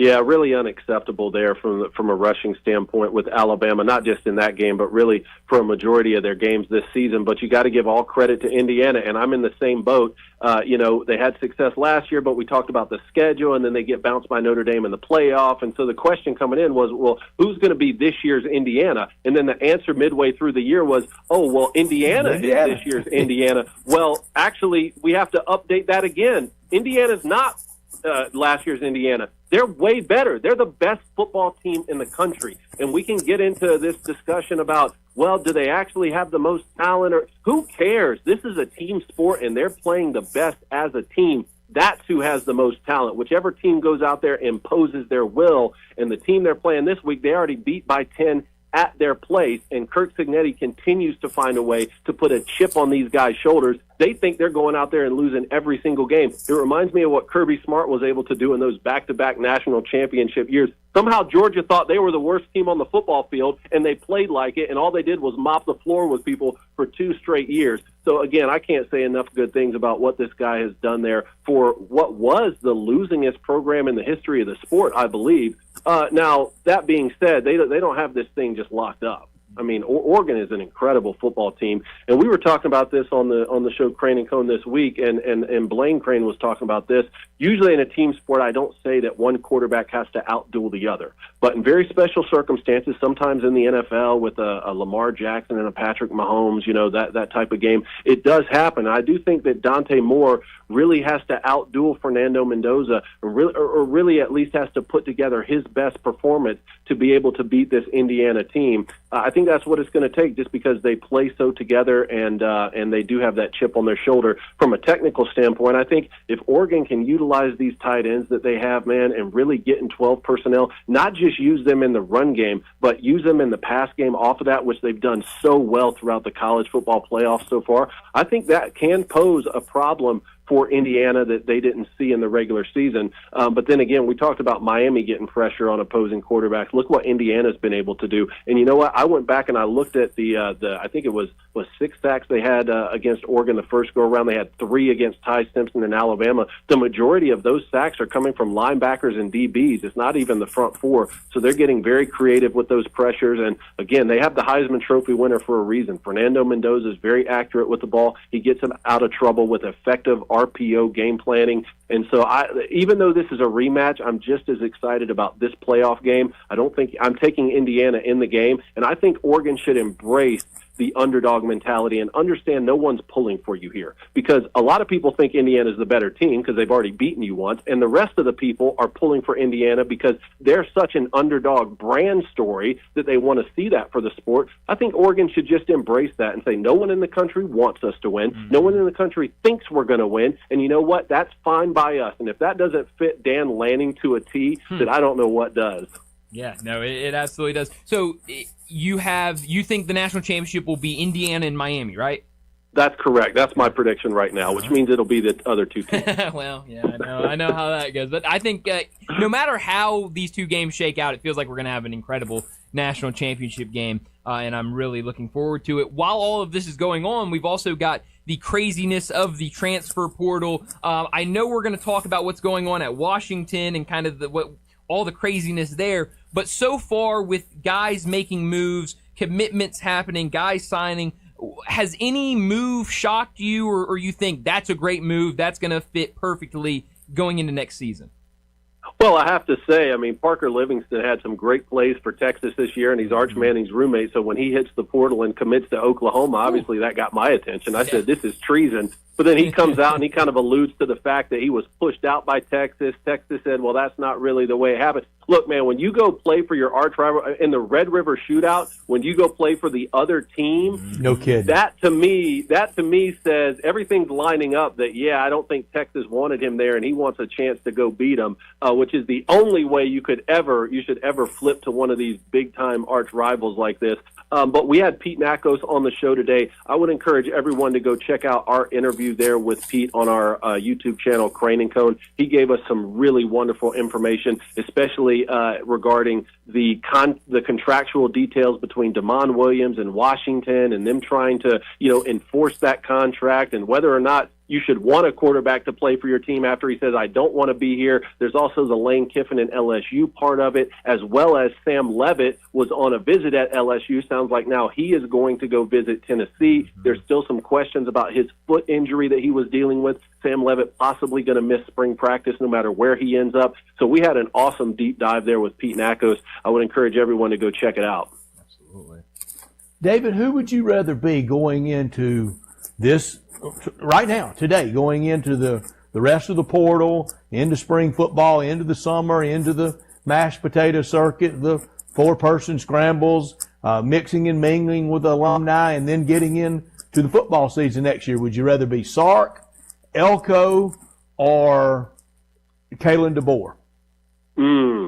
Man, that's a really good question. I'd probably say Mike Elko just because I feel like, you overperformed most people's expectations this past year. You haven't been there quite as long as Sark has been at Texas. I think there's a little bit more leniency in College Station, and again, that the oil money is not going to stop flowing in. I think with Sark, there's going to be a lot of pressure to say, okay, well, Arch Manning's going to come back. He's going to be the guy.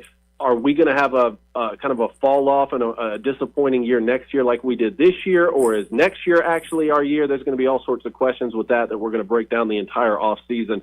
And then, very similarly with Kalen DeBoer, what an odd season for Alabama. I mean, that 6, 7, even 8 game stretch there in the middle looked absolutely unbeatable. Looked like they figured things out from the debacle of a loss against Florida State to open, but then look at the way they closed there. Just the performances down the stretch against Georgia in the SEC championship game, Oklahoma in the first round.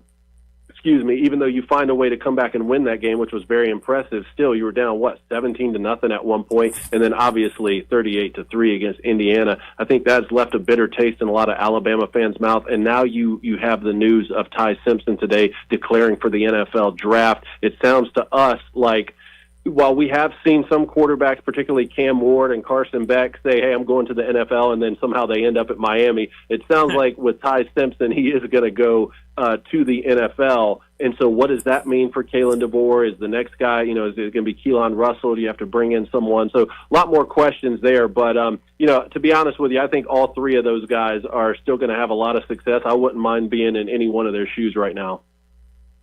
Who is the SEC team that could look at the Indiana model, Kurt Cignetti, and to do it in 2 years from national laughingstock to college football prominence in 2 years? And remember about Indiana, their all-time winningest coach, Bill Mowry, has an all-time losing record. Their winningest coach has a losing record in IU history. But who is the SEC team that think, okay, we can kind of do that, but we at least can do the 3-4 year Ole Miss plan thing? Who is it in the SEC that best would be thinking that could be us? You tell me. I mean, the easy answer is no one. And to be honest with you, if you neuralize me right now, that little thing from Men in Black, I'd say that Indiana didn't do it. I honestly, it's not just one of the most impressive things that I've seen in college football, but in all of sports, particularly when you talk about what a big advantage big brands have, right? And that's been the case forever in this sport. And the biggest brands for college football are different than the ones for college basketball. And you can see that play out, right, when it comes to Duke basketball versus Alabama football, but particularly in an era where these biggest brands are able to spend money. And, like, for instance, Texas Tech doing it wasn't that surprising when you throw, what was it, $7 million at just your front defensive four alone. Okay, you could see why there was so much hype coming into the season, and you could see why that hype translated to wins on the football field, right? And that was an example of, well, let's just utilize the new rules with NIL, spend as much money as we can, and we're playing the game now. We're in the game. Well, Indiana did use the transfer portal. I think they were like 60% of players, right? So it's not like they didn't use it at all. And let's not pretend like they don't have money. And like I just said, Mark Cuban has just written a big check, so their financial situation is going to be a lot different than it was in years past. But still, you're talking about one of the losingest programs in the history of the sport. It's not like they just won 10 games, right? Like I've seen Indiana do that before. You win 9 or 10 games, you figure out a way to beat Michigan, and everyone thinks, wow, this is the greatest season in the history of our program. This guy's won, 27 games in 2 years, has a Heisman Trophy winner. You're undefeated, might cap it off with a national championship game appearance and win. It's just really incredible. So I don't know if trying to follow that template exactly like that, I think, is a really tall task, but I know everyone's trying to do it. Yeah, they absolutely are. It's going to be fun over these next 2 days with the semifinals. As always, David, thanks so much for joining us. We'll talk to you again next week. Thank you guys so much for having me. Thanks, David. Thank you, David. David Cohn with us from Crane and Cohn as part of the On 3 group, and we really appreciate having him all year to talk college football. We'll visit with David next Wednesday and then the following Wednesday after the season is over. We'll check in with him some during the summer at SEC Media Days before he's back regularly with us every Wednesday next college football year. Been a lot of fun. What if somebody made the case for Kentucky, Bryant, to be that? Wouldn't they kind of fit Indiana, a basketball school first? No, they I think would definitely fit that mold. And man, I think if you're gonna say pick a SEC school to fit that mold, I think Kentucky would be a really good one to say. I don't know how much money I would bet on that. No. But I think some would be quick to say Arkansas with that truly who's who donor list. Yeah. One that maybe only Texas and one or two more could envy, but they haven't been able to engage them in this modern NIL pay for play. No, they haven't, and you're right. I mean, they have a good situation in terms of kind of the list they can go to, but it's trying to get the money out of that list and then go and turn that into players. And obviously, what Signetti's doing up at Indiana, it's hard to say really many, if any, other teams could duplicate that. Just feels like one of those very rare and very special situations at Indiana. And I did not see Kirk Signetti coming, so I can't compare it. But I don't trust Ryan Silverfield to be the one to pull it off at Arkansas either. No. And you got to see it. Obviously, we've seen it year after year here with kind of the disappointing end-of-season results. And so, obviously he is putting together a team that I think some people are excited about over at Arkansas. And but it's going to be tough. You talk about the SEC. It's going to be tough no matter what team you are. And, I think it's going to be an uphill battle for them. I mean, it is a team that finished 16th out of 16th, and they hired a coach that finished 6th in the American that lost to UAB. That's hard to ask them to do the magic act. This hour of our show brought to you every day by Landers Ford in Collierville, the #1 Ford dealership in the Mid-South. Landers Ford, your trusted destination, and they have a vehicle that fits any lifestyle, any price point, with a seamless shopping experience from vehicle choice to financing service. Every step along the way, they're building a relationship. From the Ford Escape to the rugged F-150 to the adventurous Bronco, every vehicle built Ford tough. The Ford F-150, America's best-selling truck. The SUVs, they have them like the Ford Escape, the Ford Explorer, Ford Broncos, the Ford Expedition, and everything for now, like the EVs and the hybrids. Transparency, professionalism, and a long-term support at Landers Ford. It'll be done quickly, everything to meet your standards, like the oil changes, the tires rotated. Go online and schedule when it suits you the best in Collierville at 2082 West Poplar Avenue in Collierville. Online at LandersFordMemphis.com, active in our community. And if it doesn't say Landers, you paid too much. Well, we need to get to another break. When we return, a lot of news around the NFL. The playoffs get started this weekend. We've also got a lot of news with these teams looking for head coaches. We'll talk about it next on Sports Time. Join the voice of the Tigers, Dave Woloshin, for Wolo and Friends. Weekday mornings from 10 to 11 here on Sports 56 and 98.5 FM.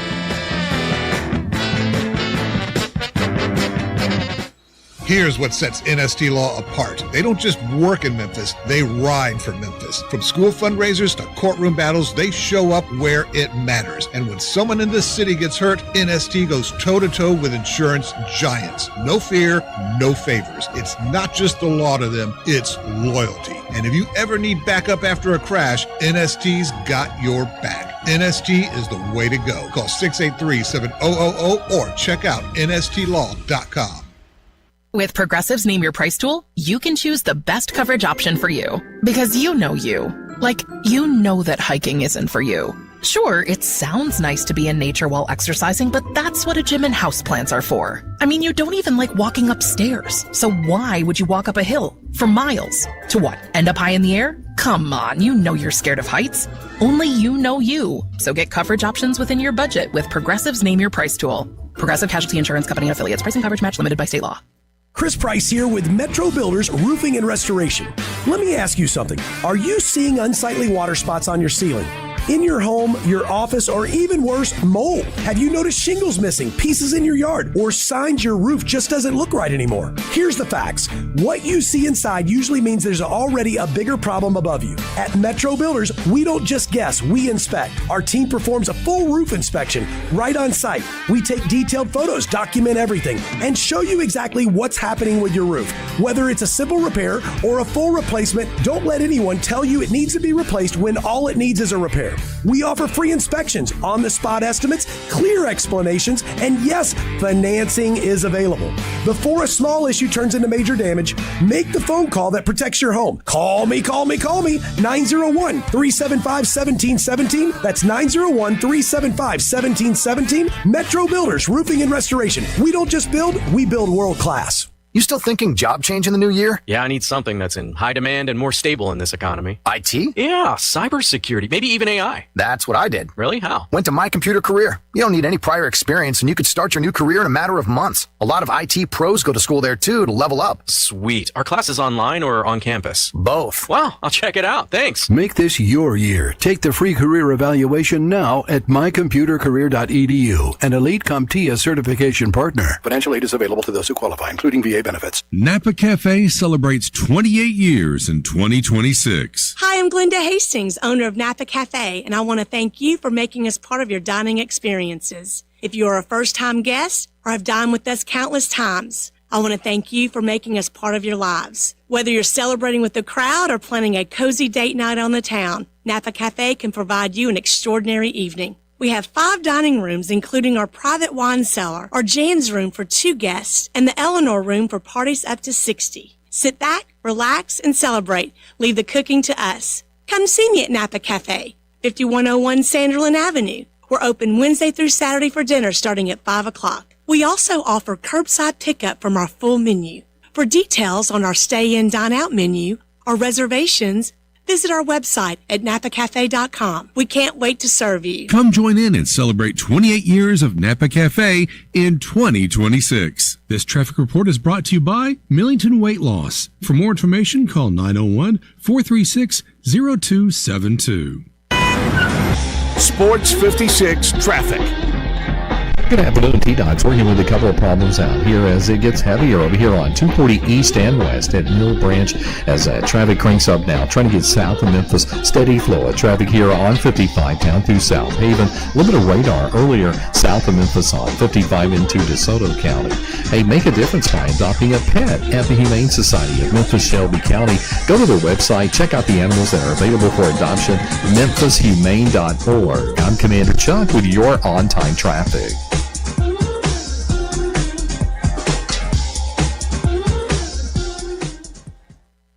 Now back to Sports Time on Sports 56 and 98.5 FM. This hour brought to you by Landers Ford in Collierville. Here once again are Brett Norsworthy and Bryant Dacus.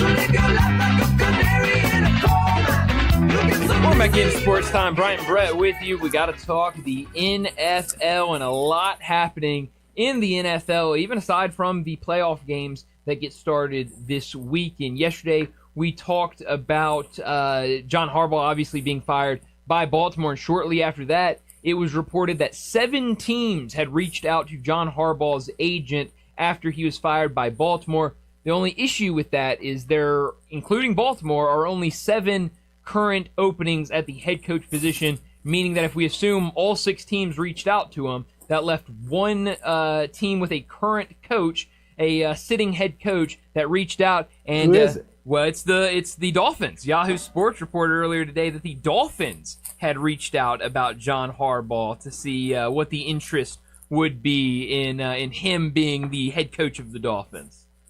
So, I can't blame them. No, can't blame him at all. I mean, I know what it says to Mike McDaniel, though. Sure. It's what we probably already suspect.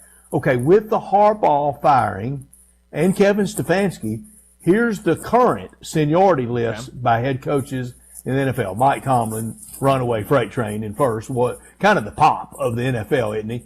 Yeah. Not as long as standing, but close enough. He's 1. Andy Reid 2, no shocker. Sean McDermott 3.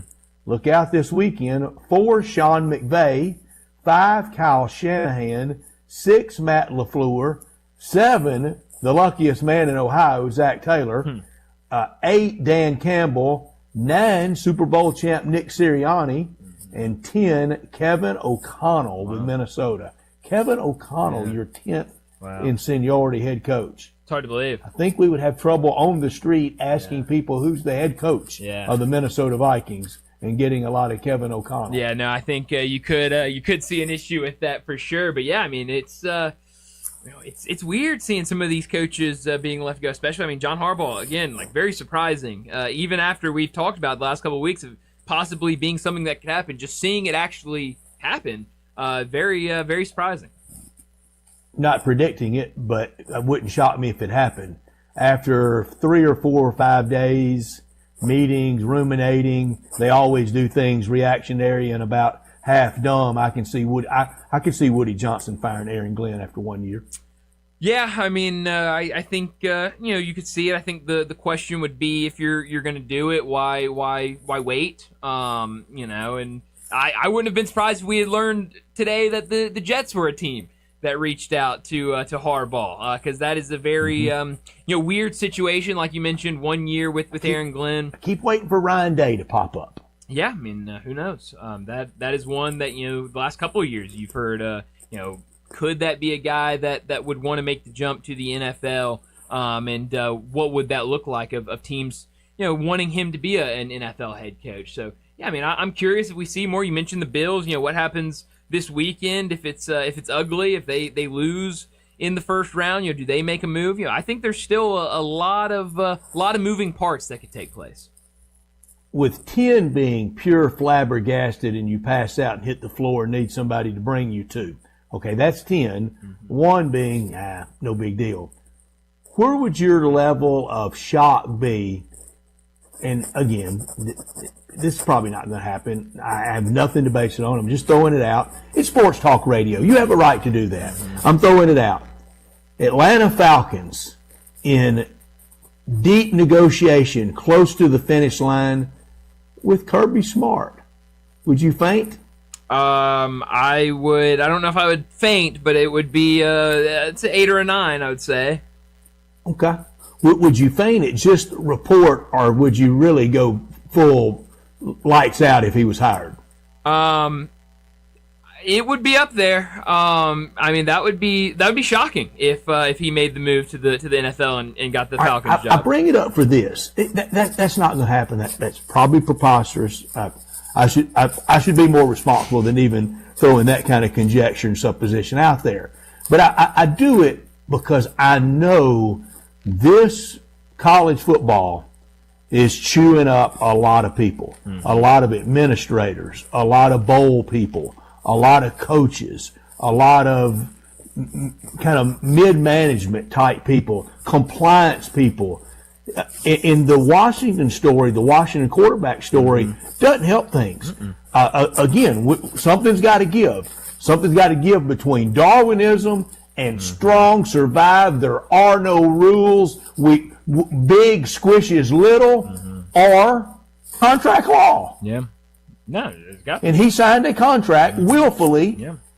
that he was going to stay, and he could not put his name in the portal. Now Washington, the University of Washington, they are not complying with the paperwork and their end of it to allow him to be in the portal. Yeah, that's right. I mean, and it's weird, and what comes about it's going to the Supreme Court, Brian. Yeah. It's going to go to the Supreme Court over this. Yeah, no, I mean, and I've seen a lot of people say, okay, well, they don't put his name in the transfer portal. That doesn't mean he automatically goes back to Washington. We talked about it earlier. This could get really, really ugly, but the point you're making is true. You look at just kind of this wild, wild west of college football that we're in right now. We talk about it all the time with not only college football, college basketball coaches that are, maybe up there in age and saying, look, I'm done with this, had a great run, I'm calling it quits, I'm retiring. And I wouldn't be surprised if you saw some younger coaches say, hey, at least in the NFL, you've got guardrails, you have rules, we kind of know how everything works. I'm going to make that move. Exactly, because we're talking about it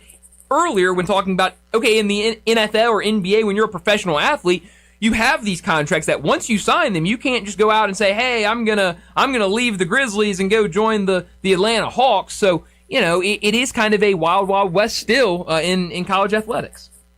And I promise, I am not bitter about it. But when Ole Miss left the Peach Bowl 2 years ago, Quinshon Judkins was committed, basically signed, and he reportedly, apparently, supposedly, was really miffed that Dart got more. Well, there's no level of football the rest of his football life where the quarterback's not going to make more. And it may have cost Ole Miss a national championship last year. Heck, who knows? The chance to be repeating, it could have cost. But Quinshon made his decision. Now he's badly, terribly injured. So I'm glad he got all he could get out of it. I want him to. I don't think the players from yesteryear, I do not think they were ever used. I don't think they were abused. Nobody was making you play. You can leave at any time you want. But I also know it was harder back then. And I'm going to go to the 70s and 80s. You just wasn't going to go back to your hometown and you have quit at State U and fill whatever school in. I'm not going to go back to my friends and say I left Auburn or Alabama or LSU or the Tigers or Mississippi State or Ole Miss or the Razorbacks or even Tennessee and I just flat quit because everybody in that town would go, you gave up on an education for free? Yeah. Are you crazy? Yeah. And so I don't think yesteryear's players got used, but I do think people were making windfall profits at their expense. Yeah. And we needed to balance the playing field. Now the playing field is a little out of whack.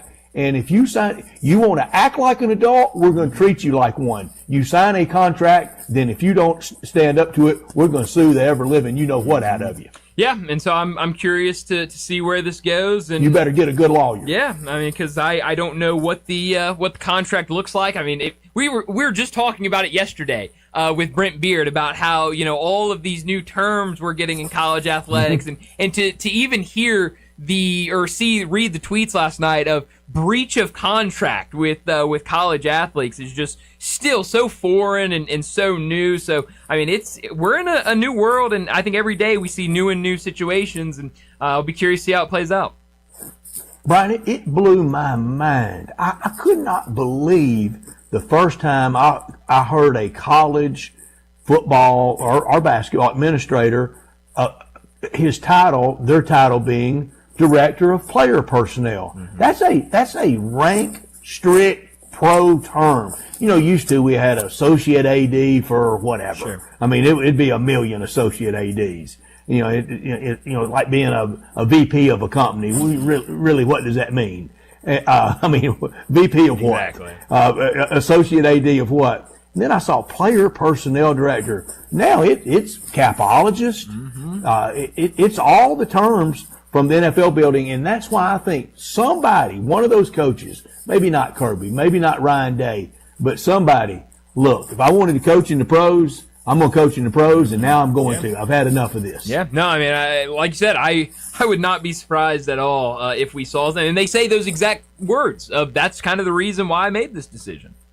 And the donor fatigue is unreal. Mm-hmm. Every donor, every time. I mean, you have donors going, am I the only person that ever made any money? Yeah. Because I get called every day about, and it's about something. It's about, give to the library, give to the band, give to the alumni association, give to the quarterback, give to the cornerback, give to the point guard, give to the pitcher, give to the golf team, to the pole vaulter. I mean, it's give. They've had enough. Yeah, no, they have, and I think the biggest issue is we started this NIL and we're giving out these crazy amounts of money, and then those universities, they say, well, that guy was the one that gave it to us. Let's go right back to him and ask for more. We different season, we now have to pay this player that same amount of money, if not more, and so let's just try to go back to the well. I've got a friend of mine. It's not Ole Miss and it's not Arkansas, but big time college quarterback, big time. If people in our area would know the name if I threw it out. He swears in college he got one $100 bill ever. After a big win, donor came over, handed him $100 on the team bus. He asked a friend on the bus, he goes, what do I do with this? He said, put it in your pocket. Wow. That's what his friend said. That is hilarious. But, yep, that's feels like ages and ages ago in this new world of college football. So, yeah, I wouldn't. $100. Yeah, it's insane. But I wouldn't be surprised if. Can you imagine? Imagine now, Bryant, the guy that, was embarrassed over selling game tickets, or the good wide receiver at Georgia that sold his stupid Independence Bowl jersey. Yeah. I mean, it's crazy to even think about now. Some of those, a ton of stories of guys, selling different things, just trying to make money, and now kind of where even we're Terrell at now. Pryor and the gold pants, for the. Signifying a win over Michigan at Ohio State. Yeah, that's right. When I heard Eli Savoy talking about this earlier today, he said that and I've seen commercials for the show, but I have not actually watched the show. There's a show, I believe it's on maybe Paramount Plus, and it's called 5 Star, and it's following a bunch of freshman 5-star football players. And he said, I mean, that's a big part of the episodes is that these guys are meeting with financial advisors and they're buying their parents' houses and they're doing all of these things. And to go back and think of some of those situations from not that long ago of guys getting in serious trouble just trying to make a couple Reggie bucks. Bush. Exactly. I mean, it is really, really hard to believe. But and then what the NCAA, what they did to the Tigers over Derrick Rose, just disgraceful. Yeah. No. Just. You again, it's like when one of those communist bloc countries fall and kind of the last letter on the government house falls off. When that last A falls off in Indianapolis, I'm going to be the guy with a shoe beating it on the ground like when Saddam Hussein's statue fell. Well, we'll have to send Landon with you or somebody to video it so we can have it. That would be a good video to have. But we gotta get to another break, and when we return, it'll be time for Big Number of the Day. Sports 56 and 98.5 FM. Available locally on your radio dial as well as around the world online at sports56whbq.com. Take us with you everywhere by downloading the Sports 56 app. And at home, just say, Alexa, play Sports 56. Wherever you are, it's easy to stay tuned to Sports 56 and 98.5 FM. Family Leisure doesn't do anything small. It's always got to be big, just like the world's biggest spa sale. Happening right now at Family Leisure. Check this out. You can get spas starting under $3,000. Spas and even swim spas, they're up to 30% off. Floor model spas have even bigger special prices. Cold plunges are all the trend right now. Take the plunge starting under $5,000. You see a patio furniture set you like? You could get a free umbrella with it. Ask an associate for details. Plus, swimming pools are clearance price now through the end of October. Get yours before the prices increase. That is, with any big sale, special financing, it's available. The only thing small during the world's biggest spa sale at Family Leisure are the prices. Family Leisure, Whitten Road at I-40, where family and fun come together. Finding great candidates to hire can be like, well, trying to find a needle in a haystack, but not with ZipRecruiter. Its powerful technology actively finds and invites qualified candidates to apply to your job. So while other companies might deliver a lot of hay, ZipRecruiter finds you the needle in the haystack. See why 4 out of 5 employers who post a job on ZipRecruiter get a quality candidate within the first day. Try ZipRecruiter for free at ZipRecruiter.com/free. That's ZipRecruiter.com/free. ZipRecruiter. Do you know one of the best things you can do for your employees or family's health? Provide Arctic Clear bottled water. Arctic Clear bottled water is your locally owned and operated bottled water provider. Arctic Clear is 100% natural spring water with free delivery and setup, dependable service, and no long-term contracts. What an easy choice. Call Jeff Manus today, 901-382-2363, or visit arctic-clear.com. Arctic Clear bottled water. Call now, 382-2363. That's 382-2363. Rick's Powder Coating for a beautiful finish every time. Rick's Powder Coating specializes in automotive, ornamental, residential, and industrial coating. With 2 conveyor lines and the largest batch ovens in the Mid-South, Rick's can accommodate all of your powder coating needs. Locally owned and operated since 2002, Rick's Powder Coating will customize a beautiful finish just for you. Drop by or call to see how Rick's Powder Coating can bring color to your life. 901-367-2771 or rickspowdercoating.com. Uncorn flavor, Corky's barbecue. We're cooking it up, down home way. Hickory smoke flavor like the good old days. Hey y'all, Jimmy Stovall here with Corky's Barbecue. Catering is our specialty. Memphians have trusted Corky's to cater their events for 40 years because we make it easy for you and delicious for your guests. Whether it's 50 people or a crowd of thousands, our experienced team comes to your location, sets up, serves, and ensures everyone enjoys a Corky's all-you-can-eat barbecue buffet starting at only $7.99 per person. You can't beat it. With 40 years of experience, it's easy to see why customers choose Corky's time and time again for all of their catering needs. Visit Corky'sBBQ.com to book us for your next party. Encore flavor, Corky's barbecue. Now back to Sports Time on Sports 56 and 98.5 FM. This hour brought to you by Landers Ford in Collierville. Here once again are Brett Norsworthy and Bryant Dacus. And she says, I wish that I could be like the cool kids, 'cause all the cool kids, they seem to...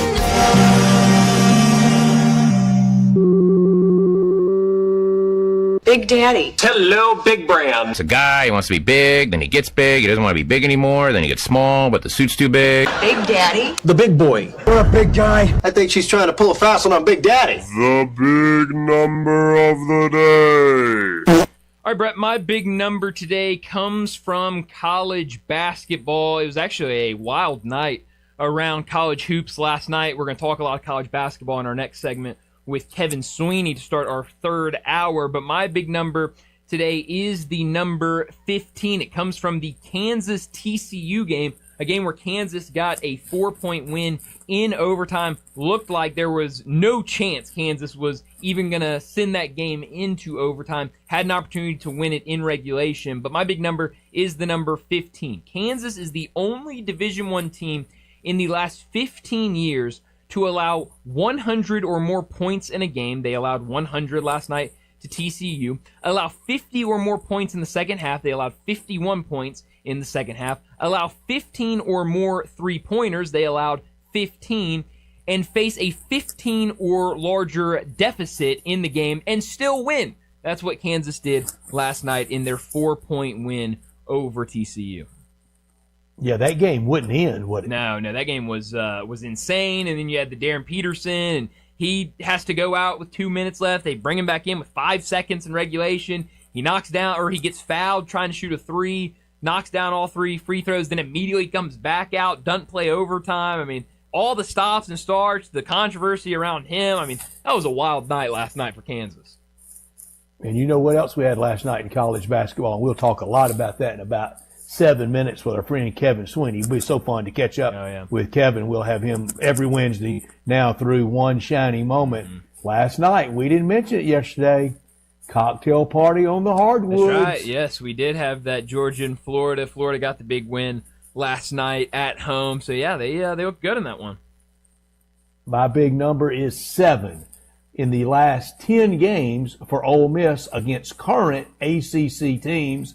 They are 7-3, 7 wins in the last 10. That was a win last year in the Gator Bowl against Duke last season at Wake. The home-and-home wins over Georgia Tech. Opening night of the 21 season against Louisville in Atlanta. A loss in back-to-back games, not back-to-back years, but in the contract, the home-and-home, 2 losses to Cal. Remember, Cal's now in the ACC. And the loss on Labor Day night 2016 to Florida State. And you got to go all the way back for that 10 games, the 7 wins, to a win over Georgia Tech in the Music City Bowl and a win over Pitt in Hugh Freeze's first year in the Birmingham Bowl. Pitt in the ACC. Don't forget that. Yeah, don't forget that. Yeah, it's easy to say, though, that a win over Miami tomorrow night would be by far the biggest of those games. Biggest win over 3-0 all time against Miami. How about that? Big wins in 36, 41, and 51. Wow. Can you all 3 in Miami? Can you imagine traveling from Oxford to Miami, even in 1951, but never mind 1936? No kidding. That is wild to even think about.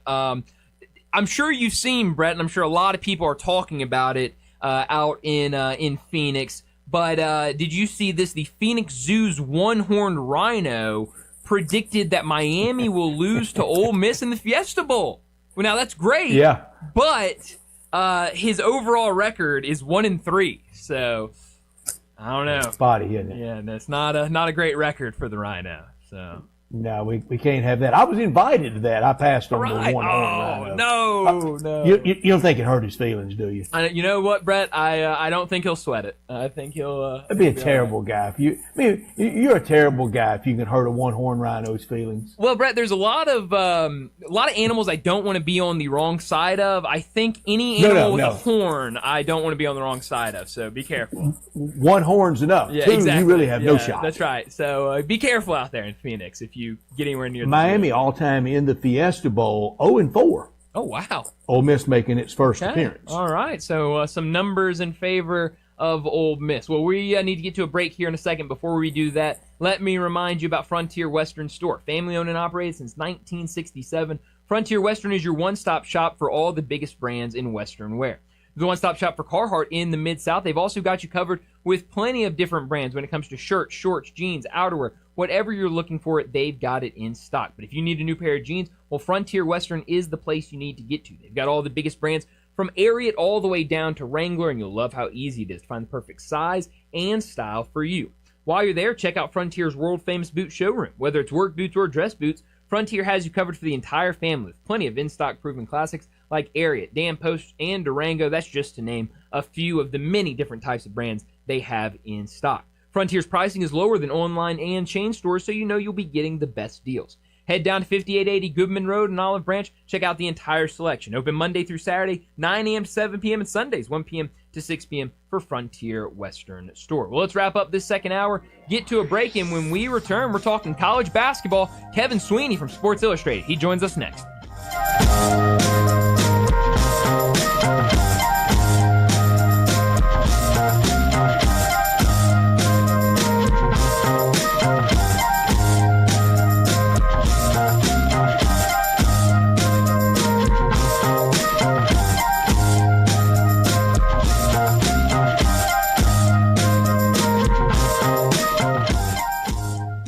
Since 1948, in the alley, the Rendezvous. I'm with John Burgos. John, what's going on in the Rendezvous? Brett, there's some things about the Rendezvous I want to talk about. For example, we make it really easy to park. We have valet parking right at Monroe Street in our alley. We also want to make it easy for people to get to-go orders. You can now park in our alley right at our front door and put your flashers on. People also forget that we take reservations for 6 or more. And we have a wonderful party room upstairs that can accommodate people for rehearsal dinners, birthday parties, reunions, graduations. Our rooms seat between 25 and 275 people. And everything at the Rendezvous can be packed to go. Brett, we also do catering. See our menu online, and we can even deliver for groups of 15 or more. So if you have any questions, always feel free to call us at the Rendezvous because we answer our phone ourselves. You'll never hear, please listen carefully for our menu has changed. Press 1 for reservations, press 2 for hours, press 3 for catering, or if you know your party's 9-digit extension number and the first 3 letters of their mother's maiden name, dial it now. Come see us at the Rendezvous. Since 1948, the Rendezvous.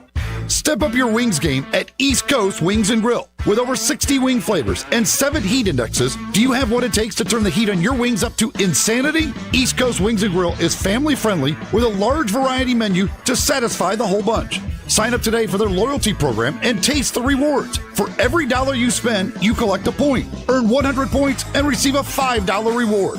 Next to Lowe's off Highway 64 in Bartlett, come try America's best wings at East Coast Wings and Grill.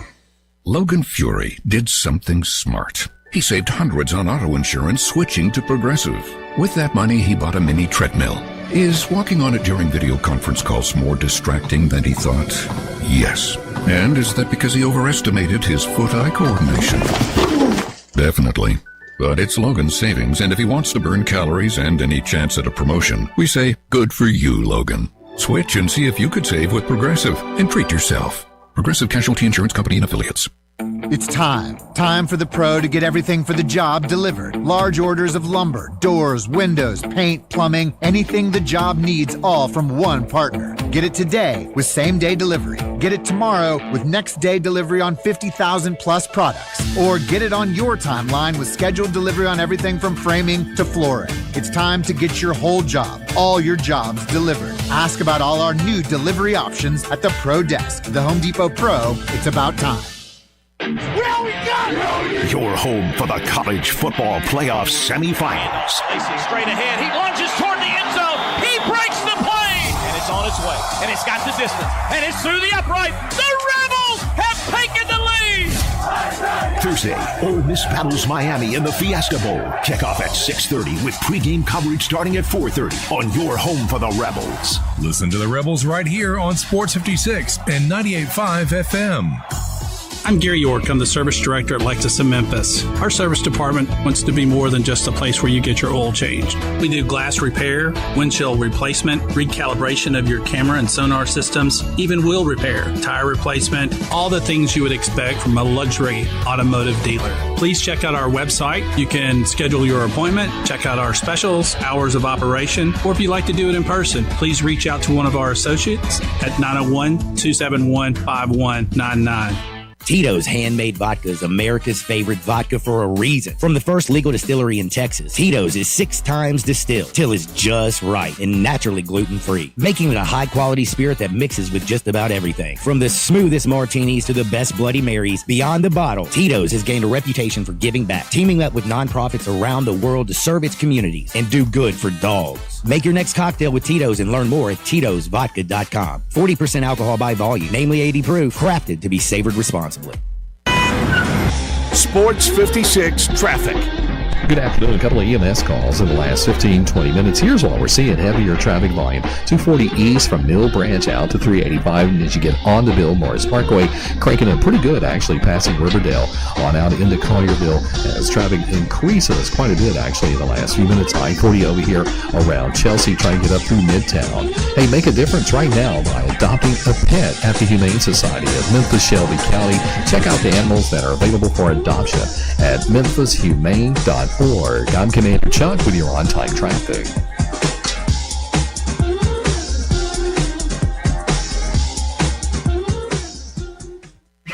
Memphis's original sports station. We are Sports 56, WHBQ Memphis and W253DF Memphis.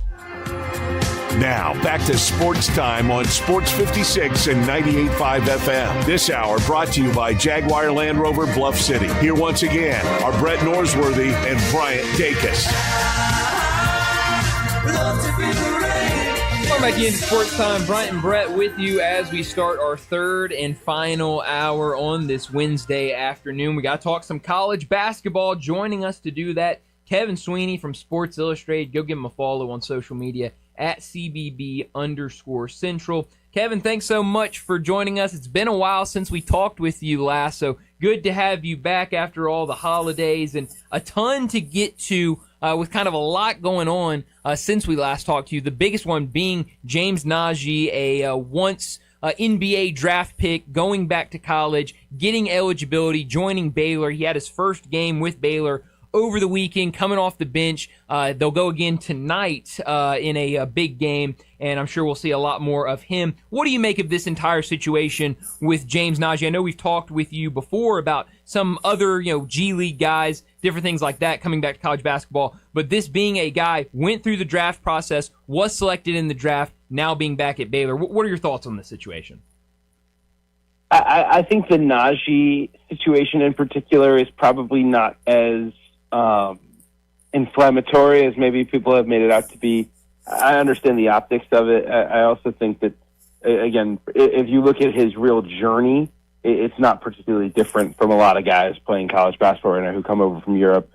He just happened to not withdraw from the draft and got drafted and stashed. A lot of guys have gone to the draft or were auto-eligible for the draft and just went undrafted. He got drafted. It wasn't really, it's not his say necessarily one way or another whether he gets picked.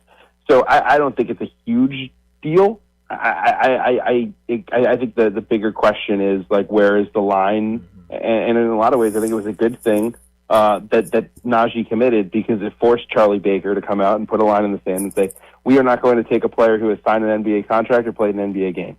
And I don't know how long that will last in court, but that is the clear NCAA line in the sand, and now everybody can recruit based on those directives from the NCAA. Kevin, you have batted away a lot of really wild conspiracy theories about different players that possibly could get eligible. Do you think this story has been missed by so many? You've been very prudent and even keeled about it from the beginning of it, and you just enunciated that it didn't knock you over as much as it did some. Do you think a lot of people willfully miss this story, or are a lot of us just ignorant of all of the rules and the trapdoors? I think what I would say is that it would be unrealistic for me to expect almost anyone else who doesn't work in college basketball and spend their life doing this to understand, as you said, sort of the trapdoors that exist and the ways that this is operated. I also think the media and the folks who cover the sport have done a bad job of explaining it in a lot of senses, and have maybe spent more time, the headline is, an NBA draft pick is coming to college, instead of, the truth, which is like a guy who was playing professionally in Spain and wasn't getting his contract renewed, and so he went to Turkey and was kind of floundering, and now he wants to come to college and rebuild his career a little bit. That doesn't sell as many tickets. That doesn't read as many. That doesn't produce as many page views. So I think that's part of it. Look, it's a complicated situation. I actually like long term. I would like as few trapdoors as possible, right? Like if we want to live in a world where you can play as much or as little college basketball as you want for 5 years after you graduate high school, I think that simplifies things for a lot of people. I think it right now creates a lot of confusion and uncertainty, partially because there's a lot of guys who made decisions a couple years ago about college that now have changed because of the NIL landscape. But I think going forward, college is going to be the de facto choice for every player in the world who is not an NBA player, who is still eligible to play in college because of the money. I think that's just the reality of the situation. And once that's the case, I think it might actually simplify things if we stop trying to define, you played in this league in Europe, you're okay. You played in this league, you're not. You made this amount of money, you're okay. This amount, you're not. Yeah, this story is not only trapdoors, but this is a house of mirrors with trapdoors. It just goes on and on. And I think I saw every wild example of, let this guy, I think I saw everything just this side of let Magic Johnson have his last 2 years at Michigan State. Yeah, that is again that is probably the biggest quote unquote misconception I would say is it's not you have multiple years of eligibility left because you played a couple and you went pro and your clock stops running at that point. Your clock continues to run. Your eligibility clock starts the moment you graduate high school, with few exceptions, and runs for 5 years. And at this point, you can, for most players, they can play college basketball as much or as little as they want, right? So some guys that have come over from Europe are coming over at 21 and 22. They're coming over with 2 years of eligibility because they graduated 3 years ago. They have 2 years remaining to play. Look, I think there are some real questions and things we can do better in terms of, like, should there be should we have more strict progress to degree requirements for guys like that? Because essentially they're classified as freshmen, even though they don't have freshman eligibility. And that to me is kind of funky. But, like, overall, what I would say is that, I think you're still going to have players be within the general college age range, essentially 19 to 23. There will be people who try to push that, people who try to exploit that, but the vast majority of players who are eligible for college basketball will not be above probably 23 years old. Isn't that the beachhead, though, that the NCAA must establish? We've got to go back and establish it through academics.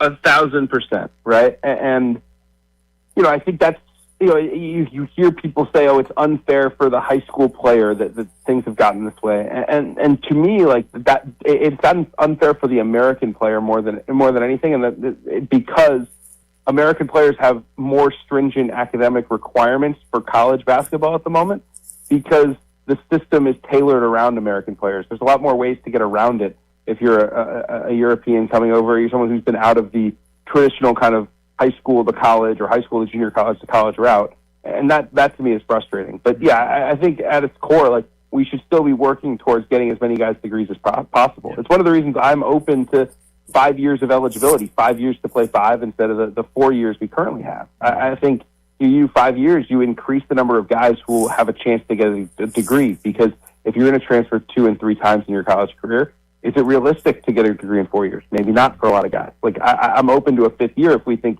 it improves graduation rates and things like that. I think we have to probably reframe the conversation and think about things a little bit differently than maybe we have a couple years ago when we think, oh, maybe we can go back to guys sitting out as transfers, things like that. Like, I think the chances of that are just so unlikely. And so now it's like, all right, how do we create some solutions where guys who are playing college basketball are playing at a relatively similar age, right, college age range, and they're doing it for the right reasons, right? They're going to hopefully get a degree at the end, and they're staying and competing for championships, and we're incentivizing them to stay at the schools they're at if we can. Those should be our North Stars, in my opinion. Absolutely. Talking to Kevin Sweeney, he joins us, talk college basketball from Sports Illustrated.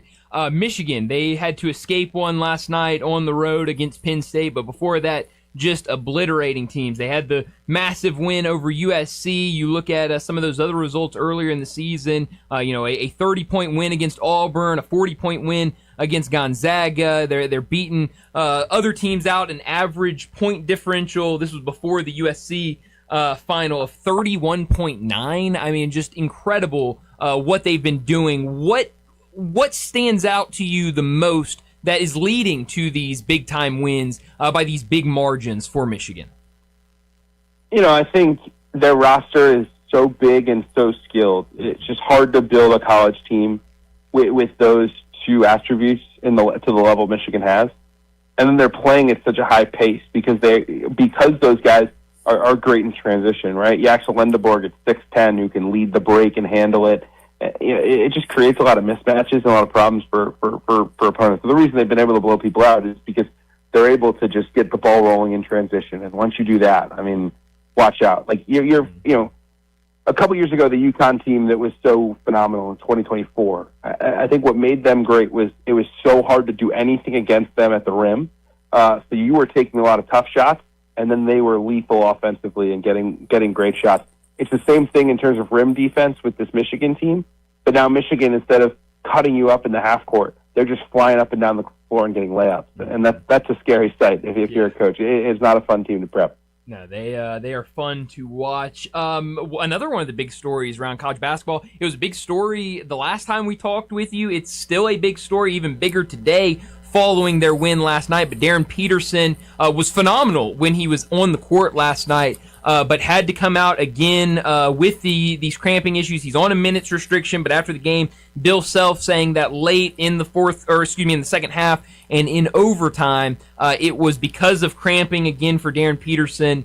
They get the win. It looked at times like there was no way they were going to beat TCU at home last night, but they get the win. He was awesome out there, but it continues to be an issue with those cramps. What do you make of this Darren Peterson in Kansas situation? I mean, you can tell he's trying, right? Mm-hmm. Like, it would have been very easy for him when he left that game with 2.5 to go, and they're down 12 or whatever it was. Like, all right, I'm done. And he worked his way back into the game. He draws the foul. He makes the three free throws. And, for whatever reason, he just can't quite tune his body to play the massive minutes that he is wanting to. And I think Kansas is doing the best they can to kind of load manage it. But, it seems increasingly like this is something that he will deal with at least throughout the season. I'm not convinced that this is something that is going to mar his professional future. But I think at this point, like, it's hard to sit there and be confident that, all right, this is the end of the cramps. It's over for good. And, it's great when he's on the floor. I mean, he has played 55 minutes in Big 12 play, and he has 58 points. I think that will continue. He's going to score in bunches. He's going to impact winning in bunches when he's on the floor. I just hope he can be out there and that Kansas can find the right kind of recipe to keep him as fresh as possible for the end of game situations when they need him most. Yeah, I thought it was interesting. One of the quotes from Bill Self after that game last night, he said, "We don't know how to play with him yet, and he doesn't know how to play with the others yet." Just kind of this, he's in and out, and they're really haven't been able to find that consistency. But what does that mean for Kansas the rest of the way if this continues to be an issue throughout the rest of the season? They lost their first conference game against UCF, narrowly beat TCU last night. What does the rest of the season look like for Kansas if we don't get more consistency? Because you're right. I mean, he's out there. He's the best player in the country, one of the best players in the country, certainly. When he's out there, they struggle at times. How do you see the rest of the season playing out for Kansas?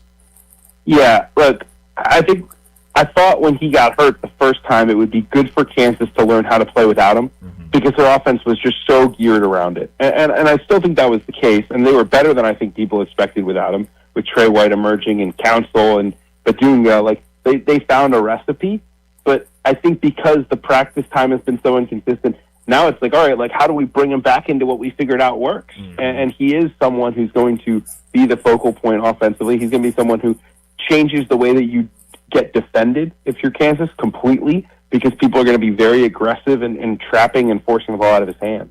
And also, early in the year, Kansas was playing with Peterson on the ball a ton. And, the last couple of games, they're using him a little bit more off the ball, trying to let him run off of action and go get the basketball. So they just have never really been able to settle into, like, this is how we want to play. And I think that's going to create some problems. It does seem like it's gotten to a point with the cramping that he's going to just give it a go and battle until his body shuts down every game, right? And that is a good thing for Kansas, if nothing else, because we can figure out how we want to play long term, right? But certainly frustrating and not something that we can snap our fingers and solve in terms of how they want to play and what their identity is as a team right now.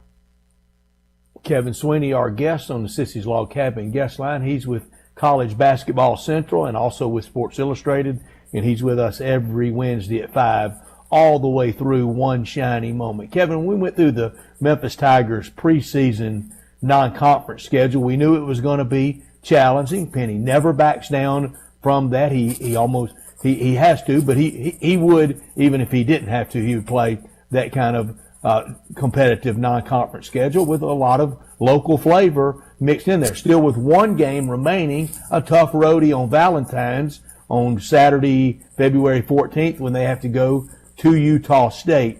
Are you surprised they're in this predicament? A 2-0 start in league, but we know they're going to have to win that automatic bid in Birmingham in the American tournament. I'm not shocked. I think we probably would have acknowledged before the year that this roster wasn't as talented as maybe they've had the last couple of years, and that it might take some time. And I think they felt that. I think you look back and you see some missed opportunities, right? Like the Ole Miss game was a game that Memphis, like looking back, if they're going to be a tournament caliber team, probably needs to be a little bit more competitive in. The UNLV game, certainly you'd want back. They probably should have beaten Wake. Vanderbilt was there for the taking. Like, the opportunities were there, and if you're already going to be walking a tightrope, you could ill afford to miss those opportunities. I think in some ways it's freeing to be in this spot, right? Like there isn't even a lot of like bubble dreaming to think of. It's not, if we win these next 4, here we go, and here comes Lenardi, right? Like I think pretty squarely it's auto bid or bust.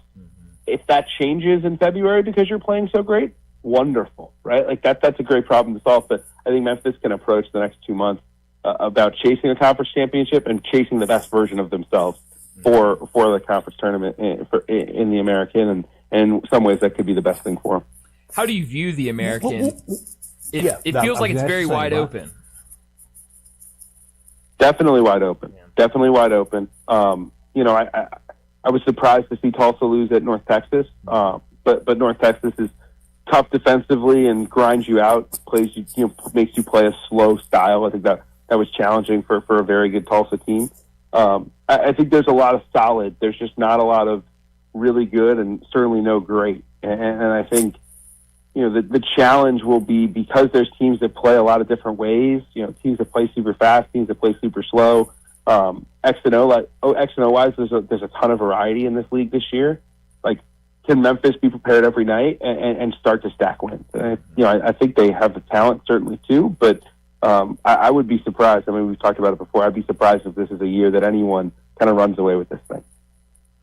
In the preseason, my Final Four was Purdue, Houston, Texas Tech, and Arkansas. And a lot of those teams could end up in the same regional and me not be able to get them all 4 to college basketball's promised land. But I think all 4 still can be at or near the final weekend, or at least the Elite 8 at the end of the year. Your assessment of Arkansas, can they be this year's go-far SEC team? Yeah, I mean, I've been impressed.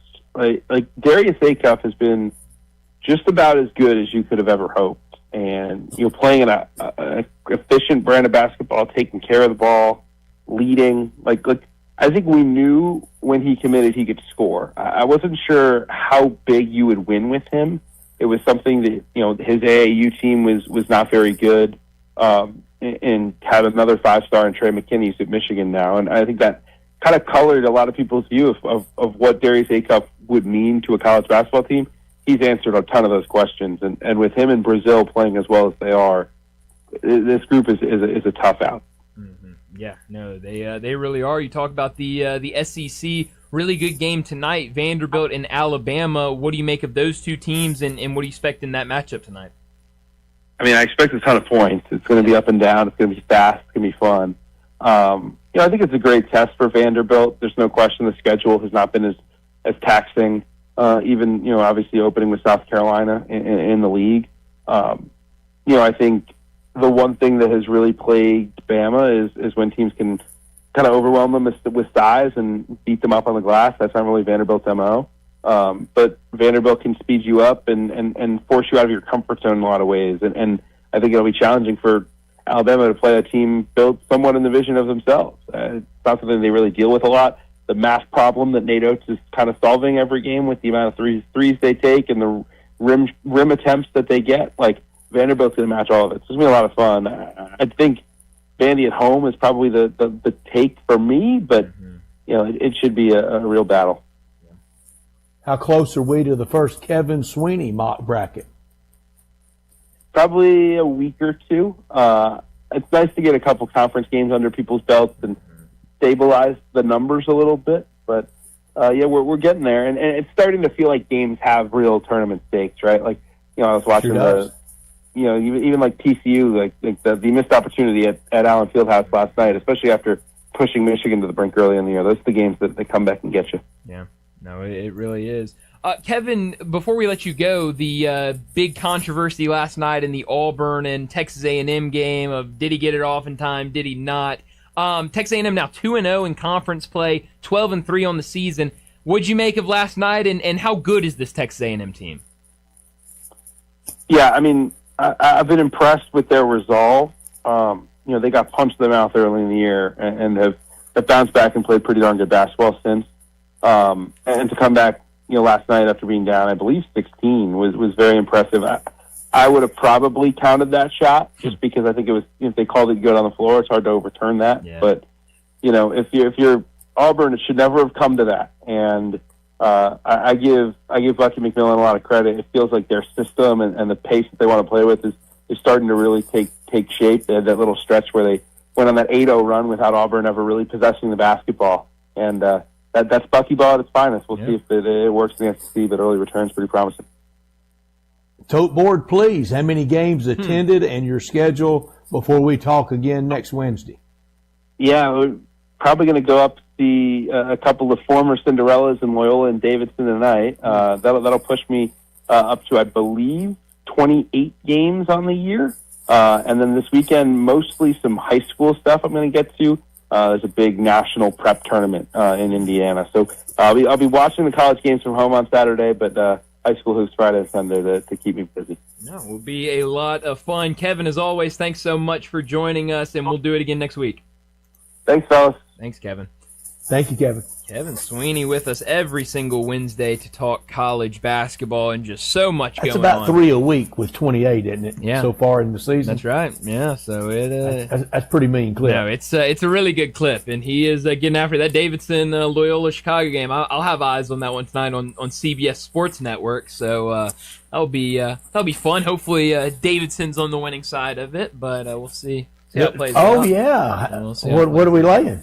I mean, we're 1.5. I mean, it's, Davidson minus 1.5 on the road, tough. Loyola Chicago, terrible this season. So we'll take the road team in that one and see how it plays out. So Davidson owns some mock brackets as they queue. Yeah, no, they definitely are, and that's always a really fun league to keep an eye on and see how it plays out. And I even saw Joe Lenardi put out a bracketology either today or yesterday. And yesterday, and did you see the graphics? Yeah, it's different. It's mind-blowing, wasn't it? I had to kind of pause for a second when I pulled it up, but he has Memphis back in there as the AQ from the American after kind of the way. I like that, and I believe it. Yeah. Well, do you believe it? I don't know if I want to say I believe it just quite yet. Okay. But they'll be in the mix. They'll certainly be in there. I mean, it's literally gonna come down to who wins a single elimination tournament for the conference, and I don't trust any of these teams to do that right now. So that's going to be fun. It's going to be a lot more fun for the team that comes through it all. We want it to be the Tigers, but that's going to be a lot better than all those at Dickey's Arena. Yeah, no, it's going to be crazy for sure, and I think a lot of teams that will be in the mix for it that have an opportunity to win the conference and make it as that AQ. We haven't talked about the that Auburn Texas A&M in last night. I mean, just brutal for Auburn and for Texas A&M. They got it right though. Well, they did. Didn't they? Well, I guess. I mean, the thing is that the clock above the basket and the red outline of the backboard were both at 0 when his fingertips were still on the ball. The scoreboard in the corner of the arena, the scoreboard on the television, and the scoreboard on the Jumbotron all said 0.1 second left. So the clocks weren't all synced up with each other, and that's where the crazy confusion comes, because I think a lot of people saw the video on ESPN and on social media and said, well, yeah, there's 0.1 seconds left and the ball's out of his hands, but the clocks, good. Some clocks are saying it's 0, some clocks are saying 0.1. So yeah, it was weird last night, to say the least.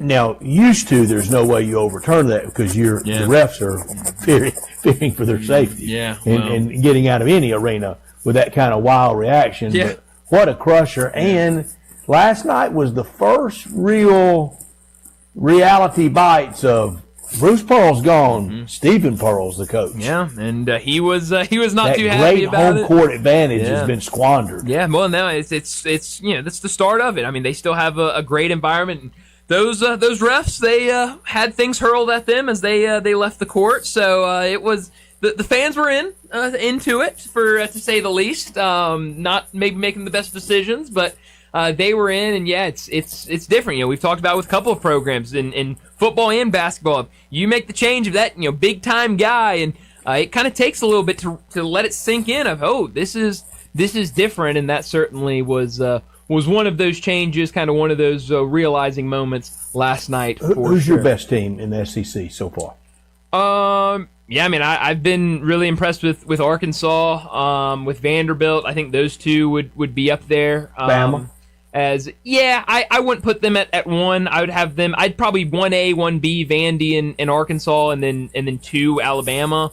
But I've been impressed with all those teams. I mean, I think all three of them have certainly been. I can't get the Vandy performance out of my mind against the Tigers. Yeah, that was stout defense for the Tigers. If they had played that every night, they'll win a lot of games. Yeah, it was stout defense. There was just a really poor shooting night for Vanderbilt, and I think that's a one-off. They've shot the ball extremely well in pretty much all of their other games this season. So I kind of write that one off as a one-off. Now, it's going to get real for them. You look at some of the teams they played in non-conference, and it's going to get a lot tougher come conference play, and it gets a lot tougher tonight against Alabama. I don't trust Texas A&M at all. I mean, it was a good win for them last night. I got to see a lot more of this Texas A&M team. And don't trust Mizzou. Don't trust Mizzou. There's a lot of teams this year in the SEC that I don't trust, and we've kind of talked about it. The difference in the SEC. Opposite of last year. Yeah, no, it really is. So it's a lot different. But we gotta get to a break. Before we do that, let me remind you about our 5 o'clock sponsor. It's Jaguar Land Rover at Bluff City. Jaguar Bluff City has been the premier Jaguar dealership for the greater Memphis area since 1984. Their talented team is ready to help you find your next perfect vehicle at unbeatable rates. Swing by Jaguar Land Rover Bluff City today and check out those brand new models like the Range Rover Sport, the Range Rover Velar, and the Defender. Test drive the Range Rover Sport, where luxury meets performance. Perfect mix of style, performance, versatility, with options ranging from 360 horsepower up to 635. It's also available as a plug-in hybrid electric vehicle with $7,500 federal tax credit when leased with approved credit. Take a look at the Range Rover Velar, powered by mild hybrid technology and enhanced with the latest well-being features and fully connected entertainment system. The Range Rover Velar is the ultimate luxury compact crossover.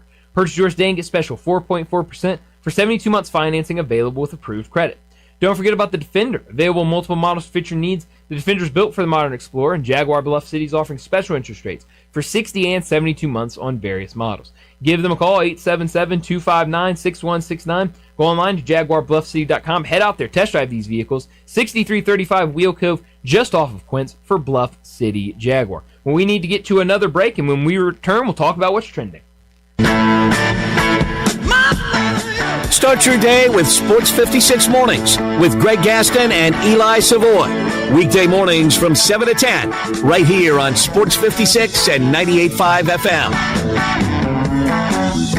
Chris Price here with Metro Builders Roofing and Restoration. Let me ask you something. Are you seeing unsightly water spots on your ceiling, in your home, your office, or even worse, mold? Have you noticed shingles missing, pieces in your yard, or signs your roof just doesn't look right anymore? Here's the facts. What you see inside usually means there's already a bigger problem above you. At Metro Builders, we don't just guess, we inspect. Our team performs a full roof inspection right on site. We take detailed photos, document everything, and show you exactly what's happening with your roof. Whether it's a simple repair or a full replacement, don't let anyone tell you it needs to be replaced when all it needs is a repair. We offer free inspections, on-the-spot estimates, clear explanations, and yes, financing is available. Before a small issue turns into major damage, make the phone call that protects your home. Call me. 901-375-1717. That's 901-375-1717. Or check us out online at metrobuildersmemphis.com. Metro Builders Roofing and Restoration. We don't just build, we build world class. With Progressive's Name Your Price tool, you can choose the best coverage option for you. Because you know you. Like, you know that hiking isn't for you. Sure, it sounds nice to be in nature while exercising, but that's what a gym and houseplants are for. I mean, you don't even like walking upstairs. So why would you walk up a hill for miles? To what? End up high in the air? Come on, you know you're scared of heights. Only you know you. So get coverage options within your budget with Progressive's Name Your Price tool. Progressive Casualty Insurance Company and affiliates. Pricing coverage match limited by state law.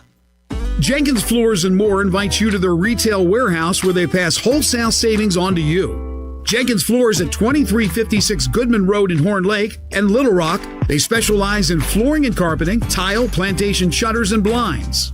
Jenkins makes your life easy with a 2-week turnaround. Contractors, builders, or family projects, call 662-469-9350 for a free estimate. Owners Timmy and Rebecca Jenkins say hello to Sports 56 fans and look forward to your business.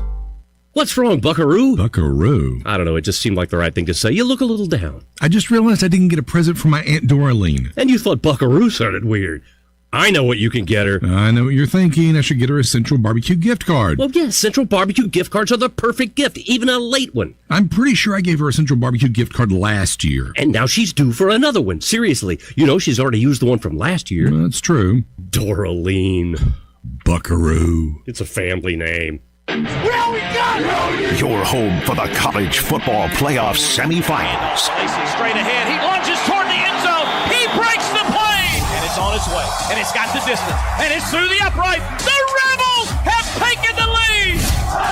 Thursday, Ole Miss battles Miami in the Fiesta Bowl. Kickoff at 6:30 with pregame coverage starting at 4:30 on your home for the Rebels. Listen to the Rebels right here on Sports 56 and 98.5 FM. Sports 56 traffic. Good evening. A couple of accidents in their cleanup stages. Right now, we're watching that traffic volume increase quite a bit. 40 east from Sycamore View Road all the way out into Fayette County. It's busy trying to get south of Memphis. We've got to put up with radar on and off this afternoon as you head south on 55, certain parts of DeSoto County. Again, be careful. Watch your speed south of Memphis. Hey, make a difference by adopting a pet this week at the Humane Society of Memphis Shelby County. The animals that are up for adoption, they're on their website at memphishumane.org. I'm Commander Chuck with your on-time traffic.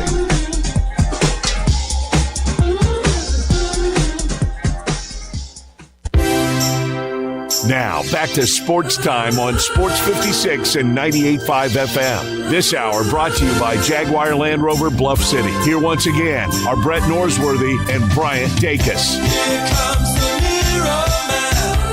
Back in Sports Time, Brian and Brett with you as we got about 30 minutes left in today's show. We ran out of time there, Brett, but I'll turn the question on you. Who do you think the best team in the SEC is right now?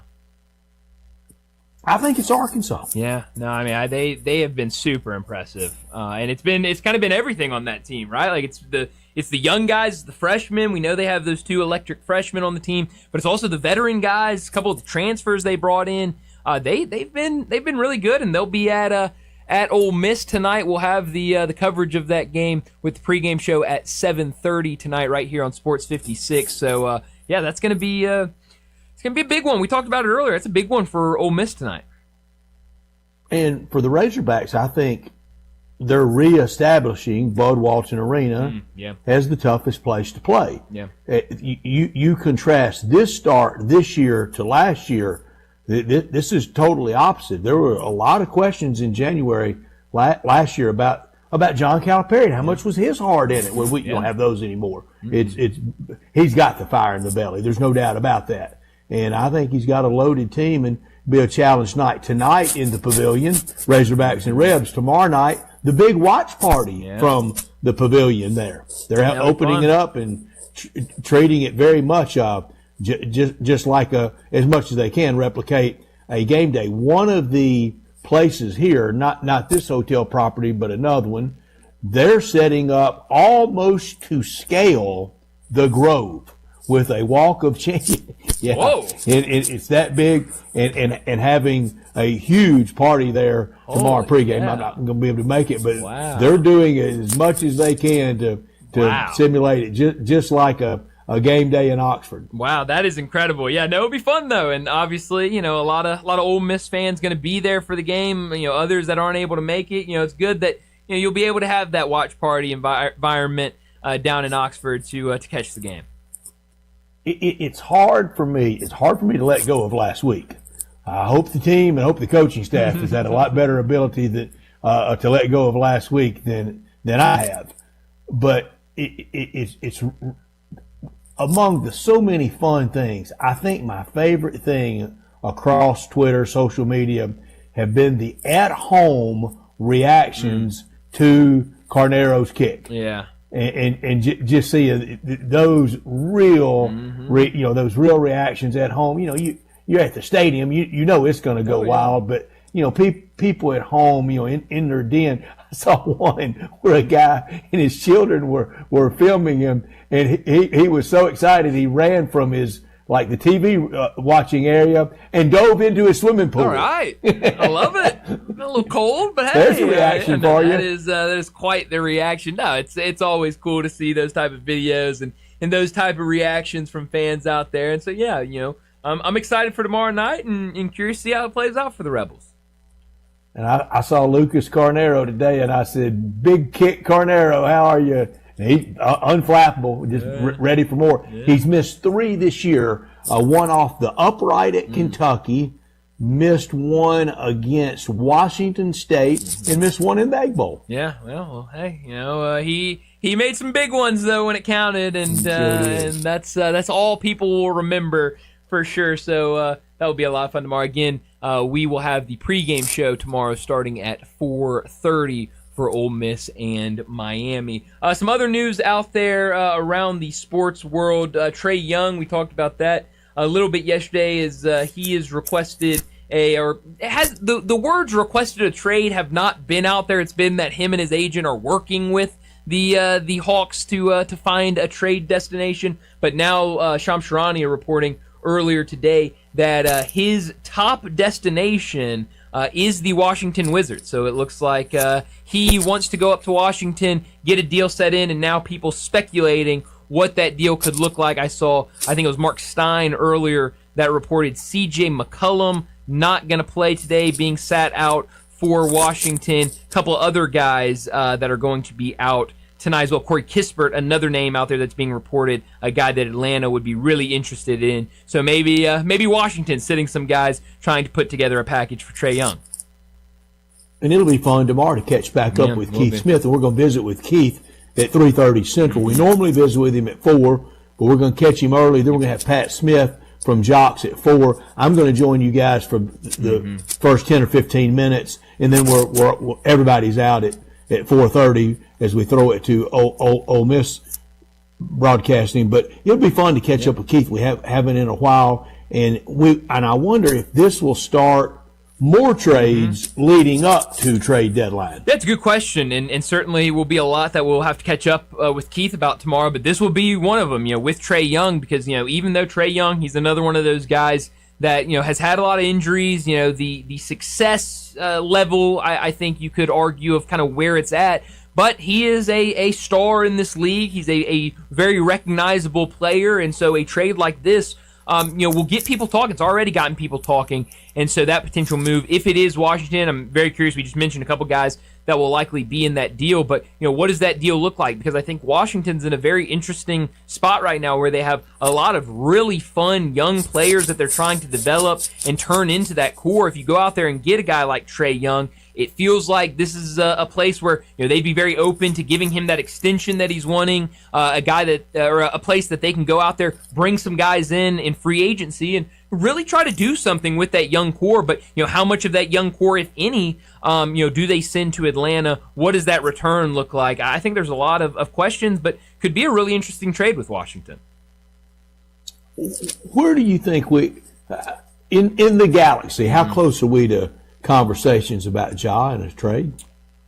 Yeah, that's a great question. One that will be a great one to ask Keith Millions tomorrow. of miles away, or getting closer? I don't think we're millions of miles away from it. I don't think we're here to the moon to it. Not imminent. No. But I think I don't think it's something that's going to happen at the trade deadline. But maybe depending on how the rest of the season goes, I think, we could have very different discussions come the offseason. I think the offseason will be very big. I'll be stunned if he's with the Grizzlies opening night 26-27. Yeah, I think a lot could happen in the offseason. It could be a lot of moves with this roster, and especially with John Morant. But that'll be a really good question to ask Keith Smith tomorrow. Something else that came out last night, we haven't had a chance to talk about it. Actually, the news broke right when we were getting out last night, and I kind of hate it. I looked down and saw it on my phone. I said, man, I hate that that happened, and then it developed into being a real massive story, already a super big story. But former Whitehaven head coach Rodney Salisbury stepped down yesterday as the head coach of Whitehaven, and then it was reported later last night by CBS Sports that he's going to join the Memphis staff as Director of High School Relations and Player Development. I think an unbelievable hire by Charles Huff and his staff. I mean, home run. I don't think there is anybody in the city better connected with the high school football scene than Rodney Salisbury. So I think, when Charles Huff goes out there in his introductory press conference and says, we're going to make it a priority to keep high school players in Memphis, keep them at the University of Memphis, going out there and then backing that up with bringing a guy like Rodney Salisbury onto the staff, I think massive.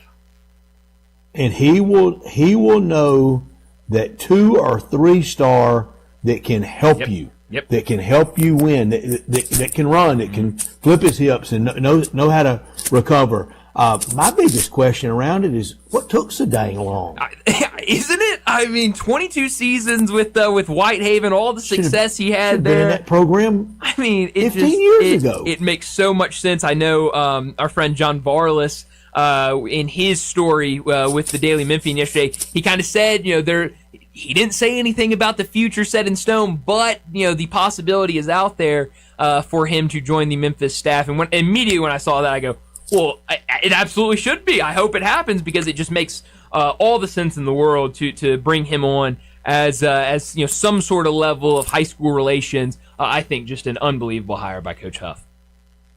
A lot of these jobs and job descriptions are changing at warp speed. Just every day, the new job description could be written.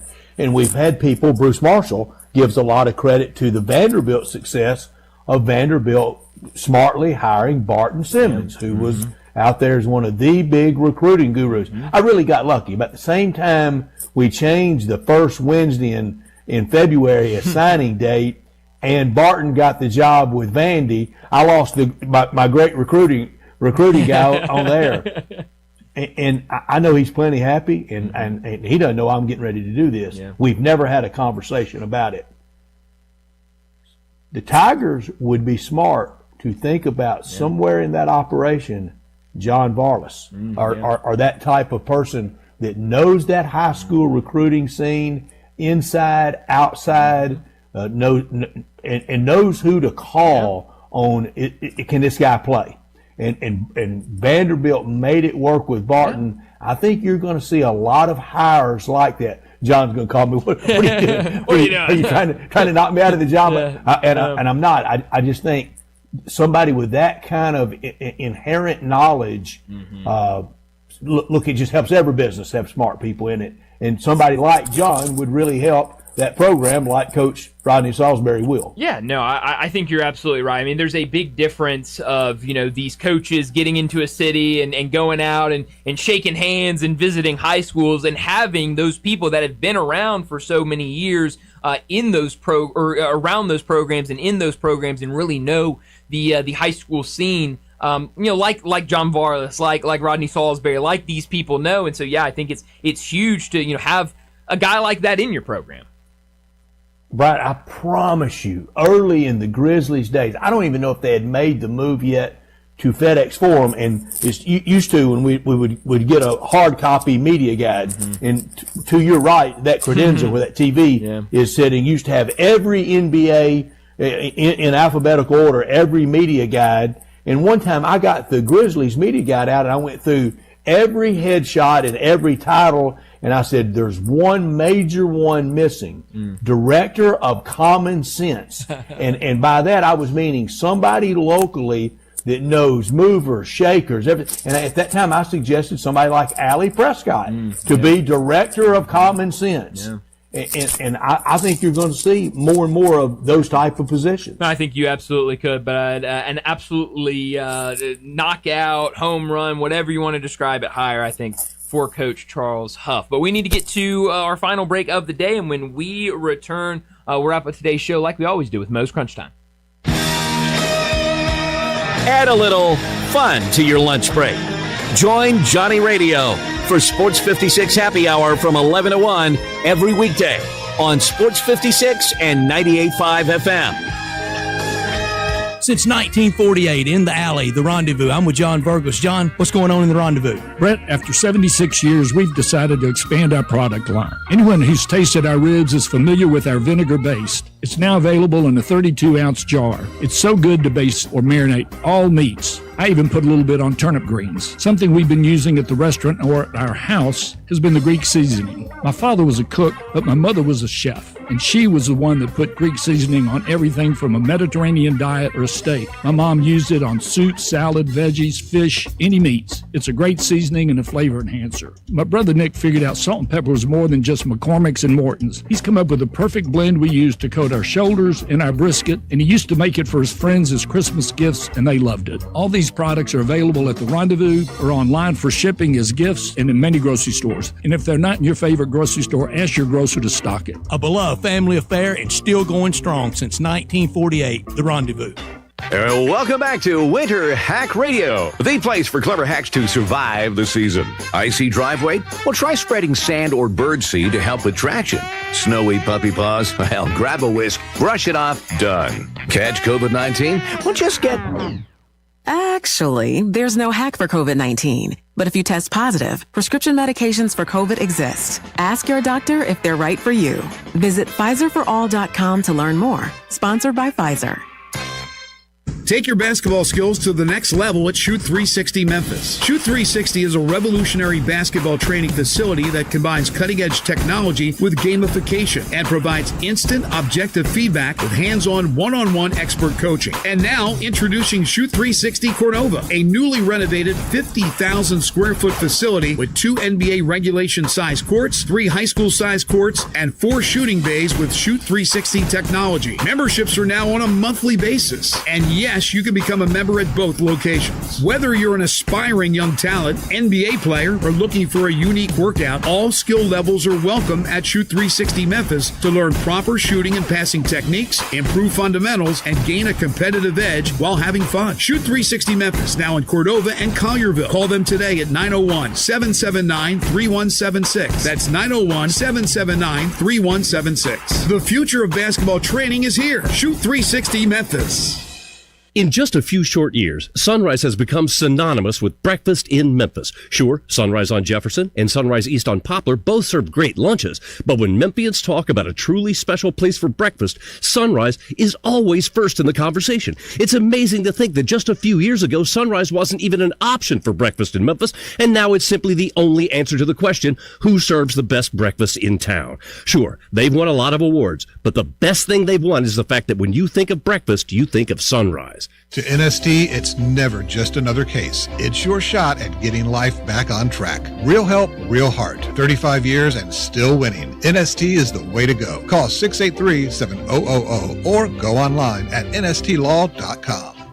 You know, sometimes I wish I had a gun. Well, I'm armed, but before I bought one, I still went to Top Gun Academy to learn to protect myself without a gun. How is that possible? Top Gun's personal protection training. It's perfect if you want to protect yourself without firearms. I don't know. And it's perfect if you feel the need to carry a gun for self-defense, because the last thing you really want to do is shoot. That is scary. Not at Top Gun. It's very comfortable, and you learn to load, handle, and shoot a handgun safely. Protect yourself. Go to Top Gun Academy. They're at 2770 Winton Road. Crunch Time is brought to you by Moe's Southwest Grill. Need a crunchy bite to eat? Head to Moe's for nachos, crunch wraps, tacos, salads, and more. Moe's.com is your go-to for all your taco crunch time emergencies.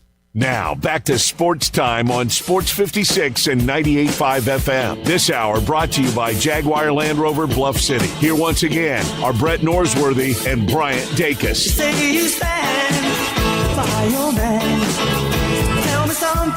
This is pretty cool, and we're just getting started.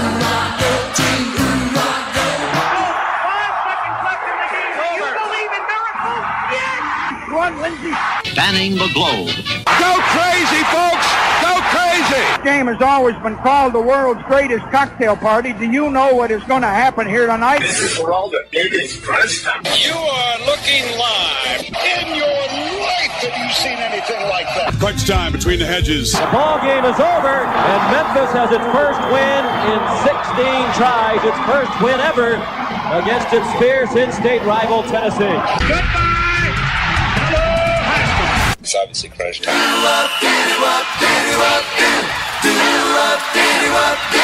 Hammer, nail, coffin. This baby is over. Crunch Time is brought to you by Moe's Southwest Grill. Need catering? Moe's Taco Truck is always ready to cater for you. Just give Jenny Nash a call at 901-606-3172. Moe's.com is your go-to for all your taco crunch time emergencies.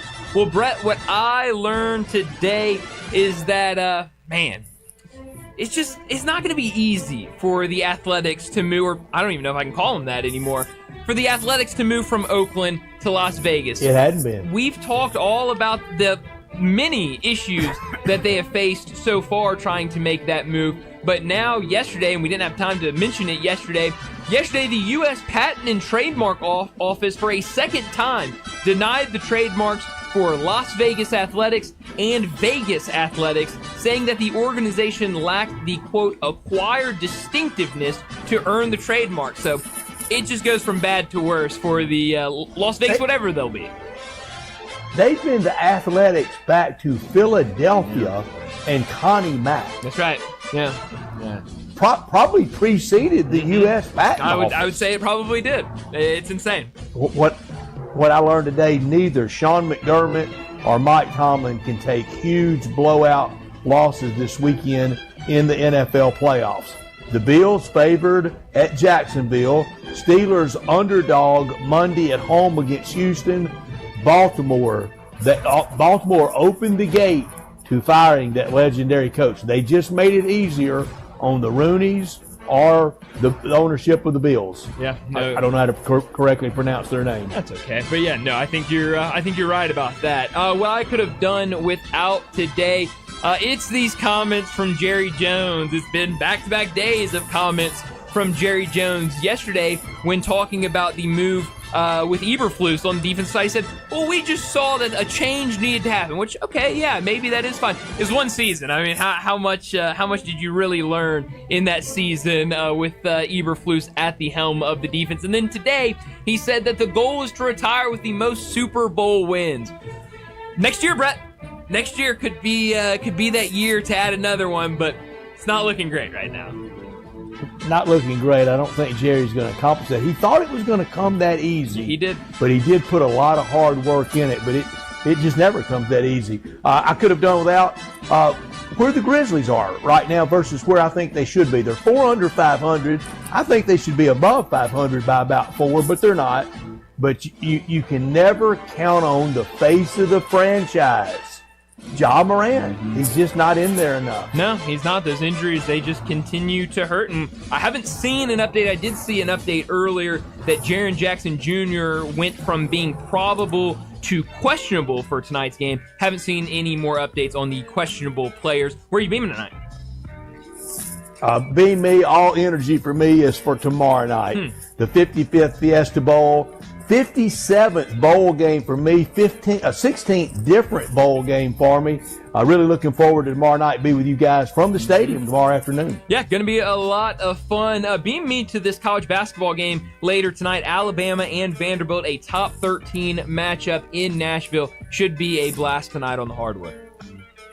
Mean old John Calipari in Oxford tonight. Yeah, it's going to be a good night with the NBA action, with the college action. Phoenix Suns downtown. Yeah, no, it's going. FedEx Forum. It's going to be a blast tonight. All the hoops action, but that's all the time we have. Enjoy the rest of your night. We'll talk to you again tomorrow afternoon.